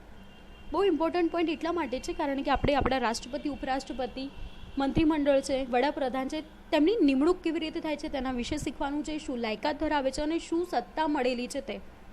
એટલે ધ્યાન રાખજો, બહુ ઇમ્પોર્ટન્ટ ટોપિક છે સમજવા માટે કે રાષ્ટ્રપતિ, ઉપરાષ્ટ્રપતિ, આપણા વડાપ્રધાનને કઈ કઈ સત્તા મળી છે, કઈ રીતે કાર્ય કરી છે તે સમજવાનું છે. રાજકીય અને વહીવટી કારોબારીના અધિકારી કર્મચારીઓ લોકોના સીધા સંપર્કમાં આવે છે. તેમના કાર્યથી લોકો પ્રભાવિત થાય છે. ધારાસભાએ ઘડેલા કાયદાને વ્યવહારમાં અમલીકૃત કરવાનું કામ કારોબારી કરે છે. તે આપણે જાણીએ જ છે કે જેટલા પણ ધારાસભાએ કાયદા બનાવ્યા છે તેને અમલ કરાવવાનું કામ કોણ કરે છે? તો કારોબારી. અધિકારી બે પ્રકારના છે, એક રાજકીય કારોબારીના અધિકારી અને બીજું વહીવટી કારોબારીના અધિકારી. બંનેનો ડિફરન્સ અત્યારે જ કહી દઉં છું, આગળ બી આપેલો છે, સમજજો. રાજકીય કારોબારીના અધિકારી એટલે આપણે જેને ચૂંટણી દ્વારા ચૂંટીએ છીએ પ્રત્યક્ષ રીતે, જેને આપણે નેતા કહીએ છીએ બધા. વહીવટી કારોબારીના અધિકારી તો એ કોને થશે? જે ક્લાસ 1, ક્લાસ 2 જે ઓફિસર્સ હોય છે, જે અધિકારીઓ હોય છે, જે કામ કરે છે, IPS ઓફિસર હોય છે, એ બધાનો સમાવેશ વહીવટી કારોબારીની અંદર કરવામાં આવે છે. એટલે ક્લાસ 1, ક્લાસ 2 જે કલેક્ટરને બધાનો સમાવેશ થાય છે, બધા વહીવટી કારોબારીમાં આવશે, જેની વિગતો અંદર આપેલી છે ને આપણે તેમાં શીખીશું. હવે વાત કરી લઈએ. સરકારે લોકોની આકાંક્ષા, અપેક્ષા અને લોકમતના આધારે ઘડેલી નીતિ, યોજના કે કાર્યક્રમનો અમલ કરવાનું કામ અને કાર્ય વહીવટી કારોબારી કરશે. રાજકીય કારોબારીમાં દર 5 વર્ષે મુદત પૂરી થતાં સત્તા ત્યાગ કરતા બદલાય છે. આપણે જાણીએ છીએ દર 5 વર્ષે રાજકીય કારોબારી શું થશે? બદલાશે. પણ વહીવટી કારોબારી બદલાતી નથી. એ કાયમી નિમણૂક પામેલા અમલદાર દ્વારા જ બનેલી હોય છે. કાયમી વહીવટી અમલદારો દ્વારા રહેલી હશે. એટલે જ મેં તમને કીધું, યાદ રાખજો. રાજકીય કારોબારીમાં આપણે ચૂંટેલા હોય છે, જે 5 વર્ષે બદલાય છે. વહીવટી અમલદારો નિવૃત્તિ વય દેશના જુદા જુદા રાજ્યમાં જુદી જુદી હોય છે. દરેકમાં સમયગાળો અલગ અલગ હોય છે. સેવા દરમિયાન તેઓ ગંભીર ગેરરીતિ આચરે, બેદરકારી દાખવે કે ફરજ પાલનમાં ચૂક કરે તો ચોક્કસ કાર્યવાહી કરી અને તેમને નોકરીમાંથી બરતરફ કરવામાં આવે છે અથવા ફરજ મોકૂફી કરવામાં આવે છે. યાદ રાખજો, નોકરીમાંથી કાઢવામાં આવશે. રાજકીય કારોબારીના સભ્યો કોઈ રાજકીય પક્ષના સભ્યો હોય છે. રાજકીય કારોબારીની વાત થાય છે એટલે મેં કીધું ને, કોઈ પણ એક પક્ષના, કાં તો ભાજપ, કાં તો કોંગ્રેસ, કાં તો અન્ય પક્ષો, કાં તો અપક્ષ પણ ચૂંટણી લડે છે તેવા પણ હોઈ શકે છે. તેઓ પક્ષ પ્રત્યે વૈયક્તિક વફાદારી, લોકચાહના અને લોકમતના આધારે જે તે સમયે ચૂંટાઈ અને મુખ્ય લાયકાત ધરાવે છે. યાદ રાખજો, આનો ડિફરન્સ પણ પૂછી શકે કે રાજકીય કારોબારીના અધિકારી અને વહીવટી કારોબારીના અધિકારીઓનો તફાવત સમજાવો. તો બંનેમાં આટલો મોટો તફાવત છે કે રાજકીય કારોબારીના સભ્યો વૈયક્તિક વફાદારી, લોકચાહના અને લોકમતના આધારે ચૂંટાઈને આવે છે, જ્યારે વહીવટી અમલદારો હોય છે તે કાયમી હોય છે અને પોતે ફરજ પાલન કરે છે. વહીવટી કારોબારીમાં શૈક્ષણિક લાયકાત, ગુણવત્તા, અનુભવના આધારે તેમજ જાહેર સ્પર્ધાત્મક પરીક્ષામાં ઉત્તીર્ણ થઈ અને કાયમી નિમણૂક થાય છે. એટલે તે લોકોની નિમણૂક કેવી રીતે થાય છે? તો જે ગવર્મેન્ટ એક્ઝામ્સ હોય છે તે ક્લિયર કરી અને તેઓ UPSC છે, GPSC છે. GPSC રાજ્ય કક્ષાએ છે, ગુજરાત રાજ્ય કક્ષાએ છે, જ્યારે UPSC છે તે કેન્દ્રની પરીક્ષા હોય છે IAS, IPS બનવા માટેની. તો તે બધામાંથી ઉત્તીર્ણ થઈ અને નિમણૂક થાય છે. આ વહીવટી અધિકારીની સેવાને સનદી સેવા તરીકે ઓળખાય છે. સંધિ સેવા કોને કહે છે? તો યાદ રાખજો, 1 માર્કનો સવાલ. વહીવટી અધિકારીને શું કહેવાશે? સંધિ સેવા તરીકે ઓળખાય છે. કેન્દ્ર કક્ષાએ રાજ્ય કારોબારીના ભારતીય બંધારણના વડા રાષ્ટ્રપતિ, ઉપરાષ્ટ્રપતિ, વડાપ્રધાન અને તેમનું પ્રધાનમંડળ રચે છે. હવે વાત કરીશું આપણે રાષ્ટ્રપતિની. રાષ્ટ્રપતિ શું છે? તો રાષ્ટ્રપતિ બંધારણીય વડા છે. કોણ છે? બંધારણના વડા છે. સંઘ સરકારની બધી કારોબારી સત્તા બંધારણ દ્વારા રાષ્ટ્રપતિને આપવામાં આવી છે. એટલે કે આપણા દેશની બધી સત્તા કોના હાથમાં છે? રાષ્ટ્રપતિના કેન્દ્ર સરકારનો બધો વહીવટ તેમના નામે જ થાય છે. બધો જ વહીવટ કેન્દ્ર સરકારનો રાષ્ટ્રપતિના હસ્તગત જ થશે. રાષ્ટ્રના વડા તથા ભારતીય પ્રજાસત્તાકના પ્રથમ નાગરિક છે. એટલે ભારતનો પ્રથમ નાગરિક કોણ છે? તો રાષ્ટ્રપતિ. લાયકાત શું છે? તો રાષ્ટ્રપતિના ઉમેદવાર ભારતના નાગરિક ઉપરાંત 35 વર્ષ કે તેથી વધારે વયના હોવા જોઈએ. સવેતન નોકરી કે નફાકારક હોદ્દો કે પગારદાર કર્મચારી હોવા જોઈએ નહીં. કારણ કે જે પણ રાષ્ટ્રપતિ અને વડાપ્રધાન હોય છે ને એમનું વેતન પણ ફિક્સ હોય છે. જેટલા પણ તમને લાગે છે, તમને એક પ્રશ્ન થતો હશે કે અહીંયા આગળ ના પાડી છે કે નોકરી કે નફાકારક હોદ્દો કે પગારદાર કર્મચારી હોવો જોઈએ નહીં, બરોબર? તો તમને એમ થશે કે ઘર કેવી રીતે ચાલે છે? તો યાદ રાખજો, આ જેટલા પણ આપણે જેને ચૂંટીએ છીએ, સંસદમાં સભ્ય બને છે, તે બધાને ઇન્કમ હોય છે. ગવર્મેન્ટ તેમને આવક આપે છે, ગવર્મેન્ટ તરફથી તમને વેતન મળે છે. સંસદ સભ્ય બનવાનું, રાષ્ટ્રપતિ બનવાનું, વડાપ્રધાન બનવાનું કે પ્રધાનમંત્રી કે પ્રધાનમંડળ બનવાનું કે મુખ્યમંત્રીનો પણ પગાર હોય છે. એટલે ધ્યાન રાખજો, એટલે એમને ગવર્મેન્ટ પગાર આપતી હોય છે. એટલે સામે નોકરી કે તે સવેતન કે પગારદાર કોઈ પણ કર્મચારી હોઈ શકે નહીં, તે અન્ય કાર્ય કરી શકે નહીં. આમ કોઈ પણ ગૃહનો સભ્ય પણ રહી શકતો નથી. રાષ્ટ્રપતિની ચૂંટણી સંસદના બંને ગૃહોના તેમજ રાજ્યની વિધાનસભાના ચૂંટાયેલા સભ્યોના બનેલા મતદાર મંડળો મતદાન દ્વારા પરોક્ષ રીતે ચૂંટણી કરે છે. યાદ રાખજો, કઈ રીતે થશે? રાષ્ટ્રપતિની પ્રત્યક્ષ નહીં થાય, આપણે નથી કરતા, પરોક્ષ રીતે થાય છે. જે ચૂંટાયેલા આપણા દ્વારા ચૂંટાયેલા સભ્યો છે ને તે ચૂંટણી કરે છે. રાષ્ટ્રપતિ 5 વર્ષની મુદત માટે ચૂંટાય છે, આપણે જાણીએ જ છે તે. તેઓ બીજી મુદત માટે ચૂંટણીમાં ઊભા રહી શકે છે અને રાષ્ટ્રપતિ હોદ્દા પર ચાલુ હોય ત્યાં સુધી તેમની સામે કોઈ ફોજદારી મુકદ્દમો ચલાવી શકતું નથી. જ્યાં સુધી રાષ્ટ્રપતિ હોદ્દા પર હશે ત્યાં સુધી તેમની સામે કોઈ ફોજદારી મુકદ્દમો, કોઈ પણ ધરપકડ કે કેદ થઈ શકે નહીં. હા, પણ રાષ્ટ્રપતિ પદ જતું રહ્યું પછી તેમના પર કોઈ પણ કાર્યવાહી કરવી હોય તો થઈ શકે છે. હવે તેમનું કાર્ય અને સત્તા ખૂબ જ અગત્યનું કાર્ય છે અને સત્તા ધરાવે છે, સમજો. લોકસભામાં બહુમતી ધરાવતા પક્ષના નેતાની નિમણૂક વડાપ્રધાન કરે છે.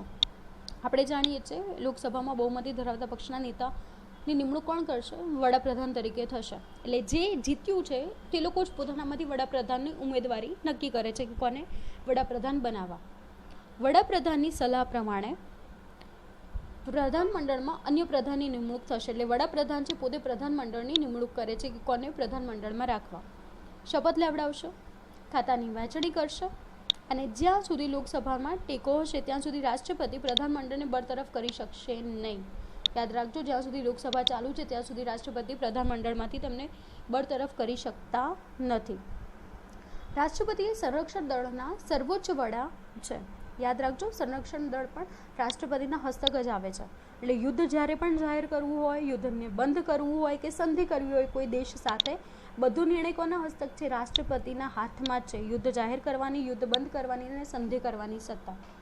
રાજ્યમાં રાજ્યપાલ, સર્વોચ્ચ અદાલતના વરિષ્ઠ ન્યાયમૂર્તિ, એટર્ની જનરલ, ચૂંટણી પંચના મુખ્ય અધિકારી, જાહેર સેવા આયોગના અધ્યક્ષો, સભ્યો અને વિવિધ દેશના ભારતના રાજદૂતોની નિમણૂક પણ રાષ્ટ્રપતિ કરે છે. એટલે જે મુખ્ય કાર્યકારી છે બધાની નિમણૂક રાષ્ટ્રપતિ દ્વારા જ થશે.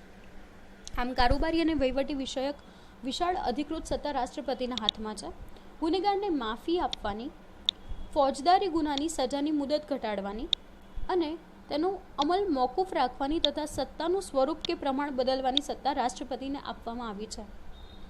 યાદ રાખજો, તમને લોકોને ખબર જ છે, ઘણાને જે જેલમાં હોય છે કેદીને મૃત્યુદંડની સજાથી હોય છે તો તેને માફ કરવાની સત્તા પણ રાષ્ટ્રપતિના હાથમાં છે.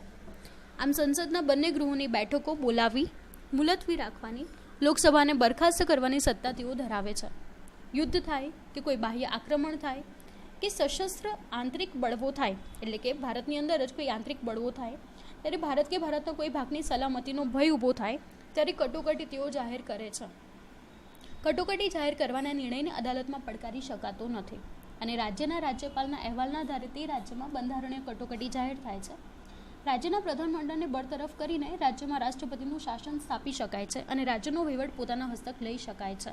બહુ ઇમ્પોર્ટન્ટ પોઈન્ટ છે, સમજો રાષ્ટ્રપતિ શાસન કેવી રીતે થાય છે. એટલે કોઈ પણ રાજ્યમાં કોઈ પરિસ્થિતિ એવી ઊભી થાય છે તો તેવા સમયે તે કટોકટીની સ્થિતિ જાહેર કરે છે અને રાજ્યનું સંચાલન પોતાના હસ્તક લઈ લે છે અને રાષ્ટ્રપતિનું શાસન હોય છે પણ રાષ્ટ્રપતિના વતી રાજ્યપાલ તેનું સંચાલન કરતા હોય છે, જે આગળ આપણે માહિતી મેળવી લીધી. દેશમાં આર્થિક સંકટ, નાણાકીય કટોકટીના સમયે તમામ સરકારી કર્મચારીના પગાર ભથ્થામાં ઘટાડો કરવો, રાષ્ટ્રપતિ વિશાળ સત્તાને બંધારણીય વડા હોવા છતાં સંસદીય લોકશાહીની પ્રણાલી અનુસાર રાષ્ટ્રપતિ પ્રધાનમંડળની સલાહ લેવા અને તે અનુસાર વર્તવા બંધાયેલા છે. એ બધો નિર્ણય જાતે નથી લેતા, વડાપ્રધાન અને એનું પ્રધાનમંડળ પણ તેના વિશે માહિતી આપતા હોય છે ને જેના આધારે તે નિર્ણયો લે છે. ઉપરાષ્ટ્ર પ્રમુખની વાત છે. જ્યારે ઉપરાષ્ટ્ર પ્રમુખ એ જ ઉપરાષ્ટ્રપતિ, એટલે સમજી લો છો રાષ્ટ્ર પ્રમુખ એ ત્યારે પણ તમારે સમજી લેવાનું કે રાષ્ટ્રપતિની વાત છે. રાષ્ટ્રપતિ ગેરહાજર હોય ત્યારે ઉપરાષ્ટ્રપતિ ફરજ બજાવે છે. અત્યારે આપણા ઉપરાષ્ટ્રપતિ વેંકૈયા નાયડુ છે, એટલે યાદ રાખજો. ઉપરાષ્ટ્રપતિની ચૂંટણી સંસદના બંને ગૃહના સભ્યોના બનેલા મતદાર મંડળ દ્વારા થાય છે. ઉપરાષ્ટ્રપતિ પદના ઉમેદવાર ભારતીય નાગરિક 35 વર્ષ કે તેથી વધારે ઉંમર ધરાવતો હોવો જોઈએ. મુદત 5 વર્ષની છે, જેમ પહેલાં રાષ્ટ્રપતિની હતી તેવી જ રીતે લાયકાત છે. હોદ્દાની રૂએ રાજ્યસભાના સભાપતિ છે, જે આગળ આપણે જોઈ લીધું કે રાજ્યસભાના સભાપતિ તરીકે ઉપરાષ્ટ્રપતિની નિમણૂક થાય છે. રાષ્ટ્રપતિ પોતાનું રાજીનામું કોને આપશે? ઉપરાષ્ટ્રપતિને આપશે. યાદ રાખજો, રાષ્ટ્રપતિને રાજીનામું આપવું હોય તો કોને આપશે? ઉપરાષ્ટ્રપતિને આપે છે. હવે વાત કરીએ વડાપ્રધાનની, જેને આપણે પ્રાઇમ મિનિસ્ટર કહીએ છીએ ઇંગ્લિશમાં. વડાપ્રધાન એ સંઘ સરકારના વાસ્તવિક કારોબારી વડા છે, કેમ કે બધું કાર્ય અને પ્રધાનમંડળ તેમના હસ્તક જ હોય છે. વડાપ્રધાન લોકસભામાં બહુમતી પક્ષના સભ્યના સર્વસામાન્ય નેતા છે, જેમની નિમણૂક રાષ્ટ્રપતિ દ્વારા ઔપચારિક રીતે થાય છે. એટલે ખાલી નિમણૂક થાય છે, શપથ લેવડાવે છે, એટલા માટે ઔપચારિક નિમણૂક તે કરે છે. બાકી લોકો દ્વારા જ ચૂંટાયેલું જે પક્ષ છે તે પક્ષ પોતે સર્વાનુમતિથી વડાપ્રધાનની નિમણૂક કરે છે.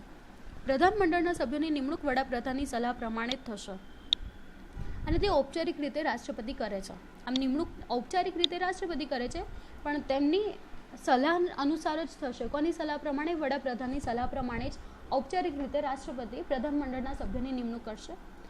ખાતાની વહેંચણીઓ થશે. કોઈપણ પ્રધાનને પ્રધાનમંડળ લેવા કે ચાલુ રાખવો, પ્રધાનમંડળમાંથી પડતો મૂકવો, એ બધો જ નિર્ણય કોણ કરશે? વડાપ્રધાન કરશે. એટલે અત્યારે આપણે જે પ્રધાનમંડળ છે તેનો નિર્ણય આપણા વડાપ્રધાને લીધેલો છે અને તેમના આધારે જ ખાતાની વહેંચણી કરવામાં આવી છે. પ્રધાનમંડળની બેઠકનું અધ્યક્ષ પદ વડાપ્રધાન સંભાળશે. જુદા જુદા ખાતાની કામગીરીનું સંકલન અને દેખરેખ રાખશે. નીતિ વિષયક નિર્ણયો તે લે છે. હોદ્દાની રૂએ વડાપ્રધાન આયોજન પંચના એટલે કે નીતિ પંચના અધ્યક્ષ છે. યાદ રાખજો, આયોજન પંચના અધ્યક્ષ કોણ છે? તો વડાપ્રધાન છે. વડાપ્રધાનના નેતૃત્વ હેઠળ પ્રધાનમંડળમાં કેબિનેટ કક્ષાના પ્રધાનો, રાજ્ય કક્ષાના પ્રધાનો, નાયબ પ્રધાનો એમ 3 સ્તરના પ્રધાનમંડળ છે. એટલે પ્રધાનમંડળમાં કયા 3 સ્તરના પ્રધાનમંડળનો સમાવેશ થશે? તો કેબિનેટ કક્ષાના, રાજ્ય કક્ષાના અને નાયબ પ્રધાનો, આનો સમાવેશ કરવામાં આવશે. વડાપ્રધાન સંઘના બંને ગૃહમાંથી એક પણ ગૃહના સભ્ય હોવા જરૂરી છે. બંનેમાંથી કોઈ એકના તો હોવા જ જોઈએ.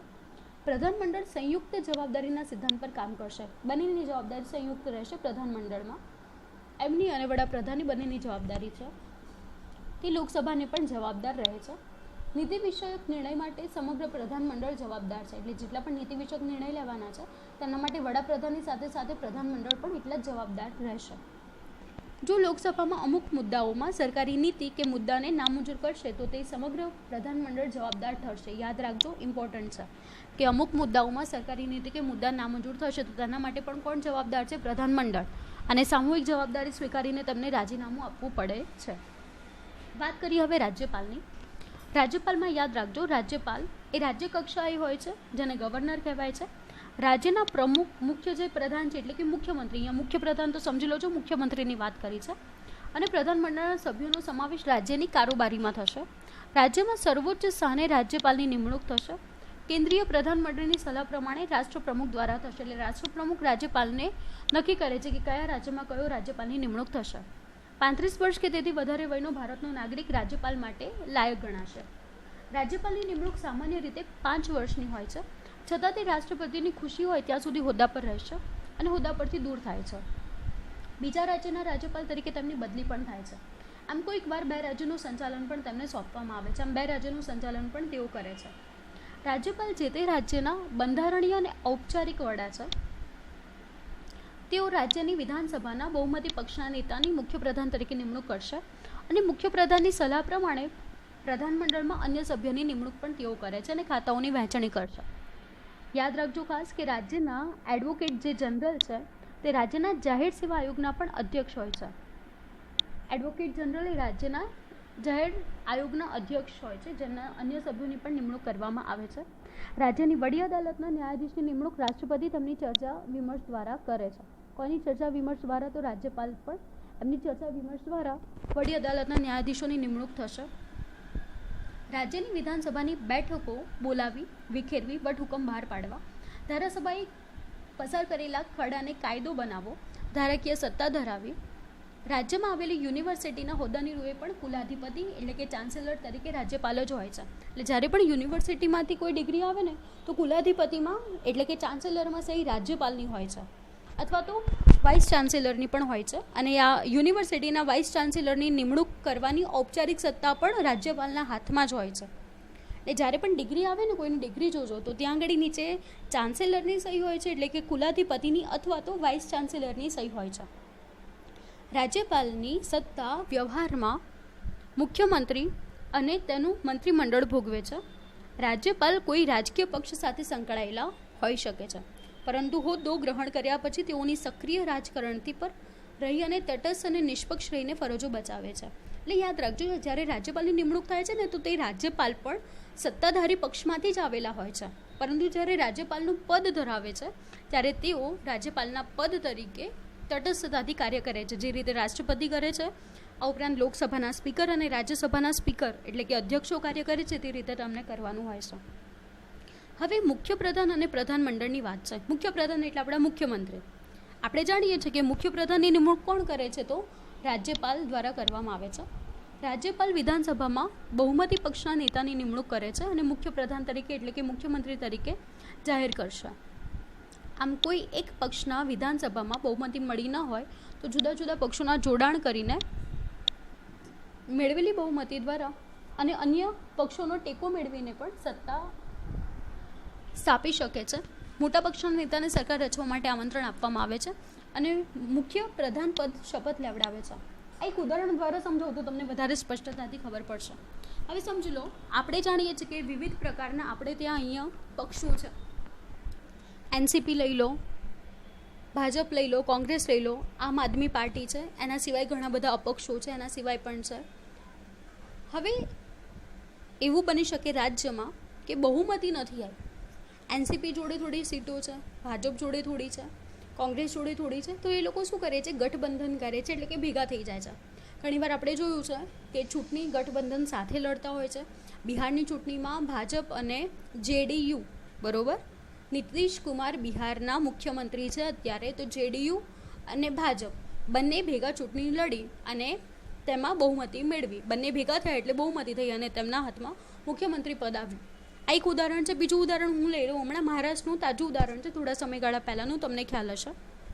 હંમેશા શિવસેના અને ભાજપ જોડે ગઠબંધન કરી અને મહારાષ્ટ્રમાં ચૂંટણી લડે છે, પરંતુ આ વખતની પરિસ્થિતિ એવી હતી કે ઉદ્ધવ ઠાકરેને મુખ્યમંત્રી બનવું હતું, પરંતુ ભાજપે તે મંજૂર કર્યું નહીં, જેથી ચૂંટણી લડાઈ ગયા પછી, જીત્યા પછી શિવસેનાના હાથમાં જેટલી સીટો આવી છે તો શિવસેનાએ ગઠબંધન કર્યું કોંગ્રેસ અને એનસીપી સાથે, બરોબર. આમ કોંગ્રેસ, એનસીપી અને શિવસેના ત્રણેય જોડાઈ અને મુખ્યમંત્રીનું પદ સંભાળ્યું છે. આમ એક કરતાં વધારે જુદા જુદા પક્ષો સાથે જોડાણ કરી અને સત્તા સ્વીકારી શકે છે, સત્તા પર આવી શકે છે. આ રીતે પછી મુખ્યપ્રધાન બને છે અને આપણા રાજ્યપાલ શું કરે છે? શપથ લેવડાવે છે. મુખ્યપ્રધાનની સલાહ પ્રમાણે રાજ્યપાલ પ્રધાનમંડળના સભ્યની નિમણૂક કરે છે. એટલે ડિસિઝન તો કોનું હોય? મુખ્યમંત્રીનું જ. અને એમના આધારે રાજ્ય કક્ષાનું પ્રધાનમંડળ બને છે. રાજ્યપાલના નામે રાજ્યનો સમગ્ર વહીવટ થાય છે.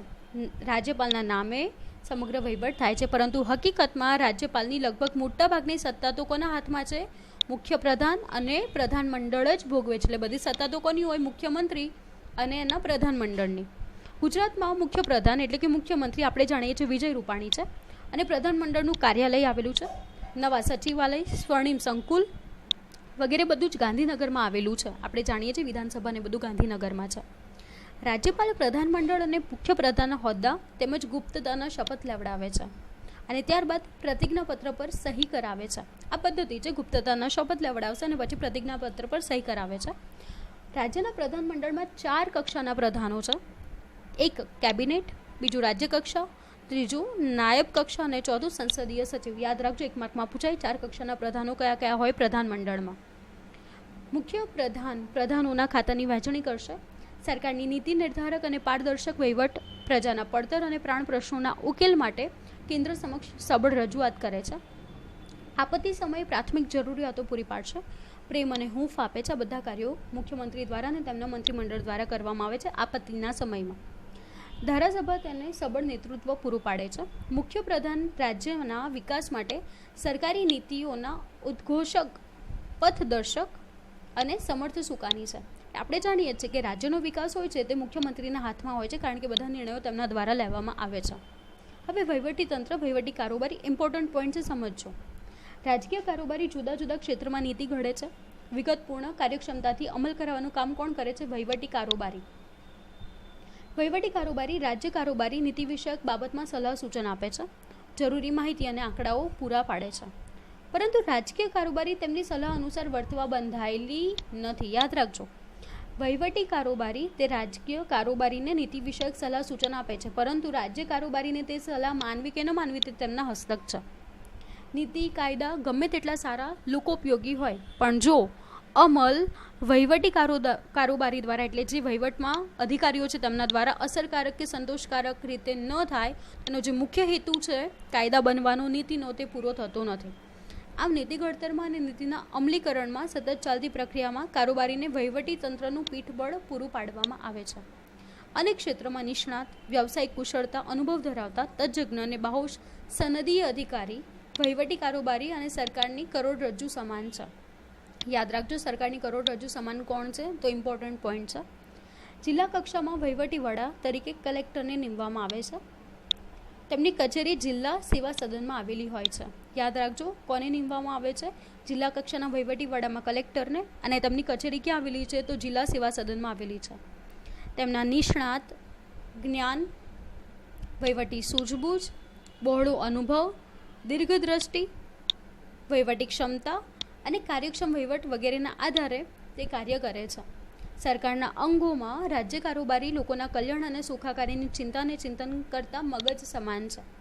યાદ રાખજો, લોકોની સુખાકારીની ચિંતાને ચિંતન કરતા મગજ સમાન કોણ છે? તો રાજ્ય કારોબારી છે.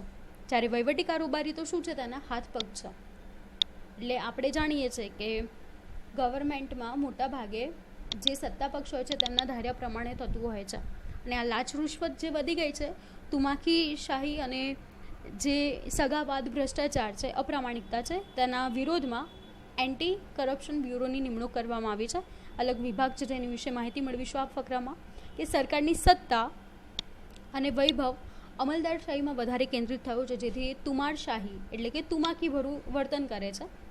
લાગવગ, સગાવાદ, ભ્રષ્ટાચાર, અપ્રામાણિકતા, કાર્યક્ષમ ગેરરીતિ અને જવાબદારીમાંથી પલાયન થવાની વૃત્તિ હોય છે. અમલદારશાહીના અનિષ્ટો હોય છે, તેથી તેને રોકવા માટે વહીવટમાં તકેદારી પંચ હોય છે. લોકપાલ અને લોકાયુક્તની જરૂરિયાત વધવા લાગી હતી, અને લાંચ રૂશ્વત નાબૂદ કરવા માટે લાંચ રૂશ્વત વિરોધી બ્યુરો એટલે કે એન્ટી કરપ્શન બ્યુરો નામનો અલગ વિભાગ શરૂ થયો છે, જેનો ટોલ ફ્રી નંબર અહીંયા આપેલો છે 182334. પછી 4 વાર 4 દબાવશો એટલે એન્ટી કરપ્શન બ્યુરોમાં ફોન લાગશે, જ્યાં તમે ફરિયાદ કરી શકો છો. દેશમાં જુદા જુદા રાજકીય પક્ષોની સરકાર હોવાથી તેઓ સાથેના વહીવટમાં રાજકીય તટસ્થતાની અપેક્ષામાં વહીવટી તંત્ર પાસે રાખવામાં આવી છે, જેમાં અનેક વિકાસલક્ષી યોજના કાર્યક્રમોનો અમલ થાય છે અને વિકાસ યાત્રાની ગતિ સાતત્યપૂર્ણ રીતે જાળવી રાખવાનું કામ કરે છે. હવે વાત કરીશું સ્થાનિક કક્ષાએ શાસન વ્યવસ્થાની. મોસ્ટ ઇમ્પોર્ટન્ટ છે સ્થાનિક કક્ષાએ શાસન વ્યવસ્થા કઈ રીતે છે, જે તમે પહેલાં શીખીને આવ્યા છો. 6ઠા 7મા 8માની વાત કરું, 6ઠા 7મામાં આવું આવી ગયું છે, જિલ્લા વિકાસ અધિકારી, તાલુકા વિકાસ અધિકારી, સરપંચ, ગ્રામ પંચાયત, આ બધું તમે શીખી ગયા છો. એ જ વિગત અહીંયા ફરીથી રિપીટ થાય છે, યાદ રાખજો. પાઠ ટૂંકો જ છે, હવે પતવા આવ્યો છે, બહુ નથી પાઠમાં. કેન્દ્ર સરકારની અનેક જવાબદારીઓ હોય છે, જેમાં એક જ સ્થાનેથી સમગ્ર દેશનું સંચાલન કરવું કઠિન છે. આપણે જોઈએ છીએ કે ખાલી એક જગ્યાએથી સંચાલન થતું નથી. વિવિધ સમસ્યા છે, વિભિન્ન જરૂરિયાતો છે, અપેક્ષાઓ છે, વિપુલ વસ્તી છે, આકાંક્ષાઓ છે. તેનો દરેક પ્રશ્નોના ઉકેલ માટે સત્તાનું વિકેન્દ્રીકરણ કરવામાં આવ્યું છે, એટલે કે દરેક સ્તર ઉપર સત્તા આપવામાં આવી છે. આપણે જાણીએ છીએ કે ગામડામાં ગ્રામ પંચાયતમાં સરપંચો હોય છે, આ ઉપરાંત જિલ્લા કક્ષાએ, તાલુકા કક્ષાએ, રાજ્ય કક્ષાએ અને કેન્દ્ર કક્ષાએ આમ શું કર્યું છે? સત્તાનું વિવિધ રીતે વિકેન્દ્રીકરણ કર્યું છે, જેથી વહીવટ સરળતાથી, સુગમતાથી અને કરકસર ભર્યા રીતે થશે. સ્થાનિક સ્વરાજ્યની સંસ્થાઓનો ઉદ્ભવ પણ તેના લીધે થયો છે. હવે યાદ રાખજો, સ્થાનિક સ્વરાજ્યની સંસ્થા કોને કહેવાય છે? તો ગામ, નગર મહાનગરોનો વહીવટ પોતાના ચૂંટાયેલા પ્રતિનિધિ દ્વારા સ્થાનિક સ્તરની સંસ્થા દ્વારા કરવામાં આવેલા હોય છે, જેને સ્થાનિક સ્વરાજ્યની સંસ્થા કહે છે. યાદ રાખજો, સ્થાનિક સ્વરાજ્યની સંસ્થાની વ્યાખ્યા છે, 1 માર્કમાં પૂછાય. ભૌગોલિક પ્રાદેશિક વિસ્તારોને વહીવટી સરળતા માટે વિભાજિત કરેલા હોય છે. આપણે જાણીએ છીએ ગામડું હોય છે, જેનાથી મોટો તાલુકો, તાલુકાથી મોટો જિલ્લો, જિલ્લાથી મોટું રાજ્ય અને રાજ્યથી મોટો દેશ. આ રીતે વહીવટની સરળતા માટે વિભાજિત કરેલા હોય છે અને કાર્યની અને સત્તાની જવાબદારી સોંપેલી હોય છે. શહેરી વસ્તીમાં નગરપાલિકા, મહાનગરપાલિકા, મહાનગર નિગમ એટલે કે મેગા સિટી એ સ્થાનિક સ્વરાજ્યની સંસ્થા છે. યાદ રાખજો, શહેરમાં સ્થાનિક સ્વરાજ્યની સંસ્થા કોણ છે? હવે તે જ રીતે ગ્રામ્ય વિસ્તારોમાં પણ ગ્રામ પંચાયત, તાલુકા પંચાયત અને જિલ્લા પંચાયત હોય છે. સ્થાનિક સ્વરાજ્યની સંસ્થાઓનો વહીવટ થકી ગ્રામ કક્ષાએ ચૂંટણી, મતદાન, ફરજો, હક્કો, જવાબદારી, વહીવટી અને સત્તાધારી કે વિરોધ પક્ષની ભૂમિકાથી તાલીમ મળે છે. સ્વવિકાસની તમને તક મળે છે, એટલે કે પોતે આગળ વધવાની અને વિકાસ સાધવાની તમને તકો પ્રાપ્ત થશે. આ સંસ્થામાં યોજનાઓના અમલમાં કાયદાની વિસંગતતાથી નીચલા સ્તરે ઊભી થતી સમસ્યાને સમજીને ઉપલી કક્ષામાં અમલ મૂકતા પહેલાં પૂરતી કાળજી લેવામાં આવે છે, ચકાસણી થાય છે, સુધારણાને અવકાશ મળે છે. તેવી જ રીતે સ્થાનિક સ્વરાજ્યની સંસ્થા લોકશાહીની તાલીમ શાળા કહેવાશે, જે વહીવટ સુધારણાની પ્રયોગશાળા પણ કહેવાય છે. કારણ કે વહીવટને સુધારવાના બધા પાયાના ફેરફારો અહીંયા આગળ કરવામાં આવે છે, એટલા માટે એને વહીવટી સુધારણાની પ્રયોગશાળા કહેવાશે અથવા લોકશાહીની તાલીમ શાળા કહેવામાં આવે છે સ્થાનિક સ્વરાજ્યની સંસ્થાઓને. 1992માં સમગ્ર દેશમાં એક સરખા પંચાયતી રાજ અને શહેરી સ્વશાસન સંસ્થાઓ અસ્તિત્વમાં આવી હતી. 1 માર્કનો સવાલ છે, યાદ રાખજો, સાલ પણ યાદ રાખજો. પંચાયતનું માળખું ગ્રામ્ય કક્ષાએ શીખવાનું છે, તો ગ્રામ્ય કક્ષાએ તમને ખબર જ છે,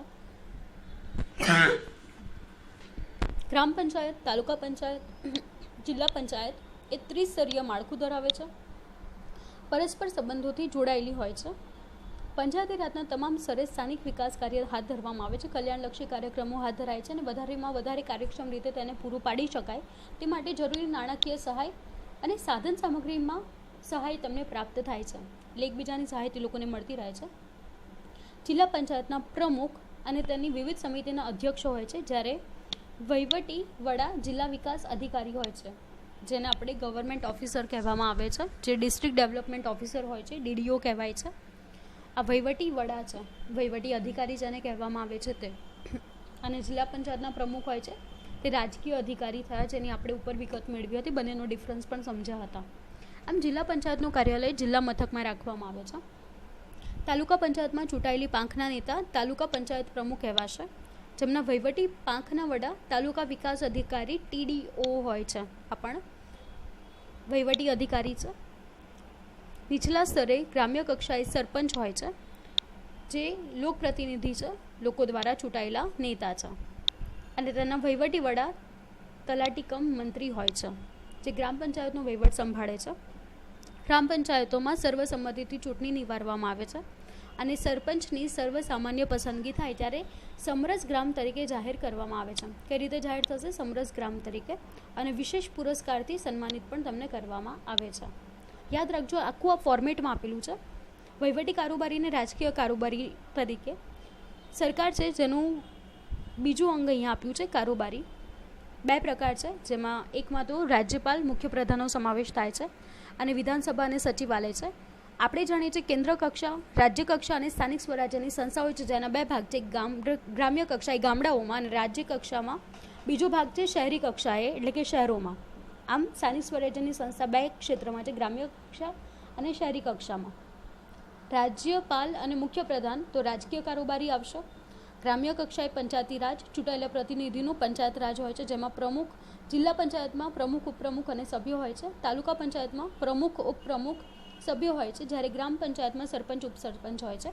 વાત કરીએ વહીવટી કારોબારીની, તો ગ્રામ્ય કક્ષાએ અધિકારી હોય છે અને કર્મચારીઓ વહીવટતંત્ર ધરાવે છે. આ જેટલા પણ વહીવટી કારોબારી છે તે શૈક્ષણિક લાયકાત ધરાવતા, ઉચ્ચ લાયકાત ધરાવે છે તેવા વ્યક્તિઓની નિમણૂક કરવામાં આવે છે અને કાયમી પદ હોય છે. જ્યારે રાજકીય કારોબારીમાં જેટલા લોકો છે તેમનો 5 વર્ષનો સમયગાળો હોય છે ચૂંટણીનો, એટલા સમયગાળા માટે રાજકીય કારોબારીમાં નિમણૂક થાય છે. જિલ્લા વિકાસ અધિકારી DDO, તાલુકા વિકાસ અધિકારી TDO હોય છે અને તલાટી કમ મંત્રી આવેલા હોય છે. તલાટી કમ મંત્રી ગ્રામ પંચાયત કક્ષાએ, TDO તાલુકા વિકાસ અધિકારી તાલુકા પંચાયત કક્ષાએ, જિલ્લા વિકાસ અધિકારી જિલ્લા પંચાયત કક્ષાએ હોય છે. હવે વાત કરીએ આગળ શહેરી સ્વશાસન સંસ્થાની. તો યાદ રાખજો, બંધારણના 73માં સુધારો થયો છે, જેમાં શહેરી વસ્તીને વસ્તીના પ્રમાણના આધારે સ્થાનિક સ્વરાજ્યની સંસ્થાની જોગવાઈ કરવામાં આવી છે. એટલે વસ્તીના આધારે નિમણૂક થાય છે, જેમાં પહેલા સ્તરે નગરપાલિકા હોય છે, મોટું શહેર હોય છે તો બીજા સ્તરમાં મહાનગરપાલિકા હોય છે, અને ત્રીજું એકમ મહાનગર નિગમ એટલે કે મેગા સિટી. એ આમ 3 પ્રકારે શહેરી સ્વશાસન સંસ્થા છે. આ ત્રણેય સ્થાનિક સ્વરાજ્યની સંસ્થામાં રાજકીય કારોબારીમાં ચૂંટાયેલી બહુમતી પાંખના નેતા મેયર કહેવાય છે. અમદાવાદના મેયર બીજલ પટેલ છે. એ યાદ રાખજો આ બધું, કે રાજકીય કારોબારીના ચૂંટાયેલા બહુમતી પાંખના મેયર હોય છે, જે રાજકીય રીતે ચૂંટાશે. વોટિંગથી ચૂંટણી જે થશે તેમાં મેયરનો સમાવેશ થશે. વિવિધ સમિતિના ચેરમેન અને વોર્ડવાર ચૂંટાયેલા કોર્પોરેટર હોય છે. કોર્પોરેટર શબ્દ તમે ઘણીવાર સાંભળ્યો હોય છે. એટલે દરેક વિસ્તારના ચેરમેન ચૂંટાય છે, જેને કોર્પોરેટર કહેવાય છે. આમ વોર્ડ દીઠ કોર્પોરેટરની સંખ્યામાં સ્ત્રી પ્રતિનિધિત્વ એટલે કે સ્ત્રીઓની સંખ્યા હોવી જોઈએ, અને અનામત જાતિના બેઠકનું અનામતનું પ્રમાણ જાળવવાની જોગવાઈ કરવામાં આવી છે. આ વિવિધ સમિતિઓ વિકેન્દ્રિત ધોરણે વિવિધ ક્ષેત્રના કાર્યની જવાબદારી નિભાવે છે. કયું કયું કાર્ય કરે છે યાદ રાખજો. આપણી આસપાસ જે નગરનું આયોજન કરવાનું હોય છે, ગટર વ્યવસ્થાને બધું આ લોકોના હસ્તક જ આવી ગયું. એટલે આ નગરનું આયોજન છે, જમીન સંપાદન, રસ્તા, પુલ, ફ્લાયઓવર, બ્રિજનું નિર્માણ, પાણી પુરવઠાનો પ્રબંધ એટલે કે પાણી પહોંચાડવાનું કામ, સફાઈ ગટર વ્યવસ્થાનો પ્રબંધ, મકાનોનું નિર્માણ કરવું. હવે તમને થશે કયા મકાનો? તો આ ઝૂંપડપટ્ટીના લોકો જે હોય છે એમના માટે મકાનોનું નિર્માણ કરવાનું કામ પણ આ જ કરે છે. પર્યાવરણની સુવિધા, અગ્નિશામક સેવા, શિક્ષણ આરોગ્યની સેવા, સાંસ્કૃતિક, શૈક્ષણિક, સૌંદર્યજનક, મનોરંજનના સ્થળો ઊભા કરવાનું કામ. એટલે કે આ બાગ બગીચાને બધું હોય છે, સૌંદર્યજનક મનોરંજનના સ્થળો, એ બધું કાર્ય આ લોકોના હસ્તક હોય છે. શહેરી સ્વરાજ્ય સંસ્થાઓના આધારે કાર્ય કરવામાં આવે છે.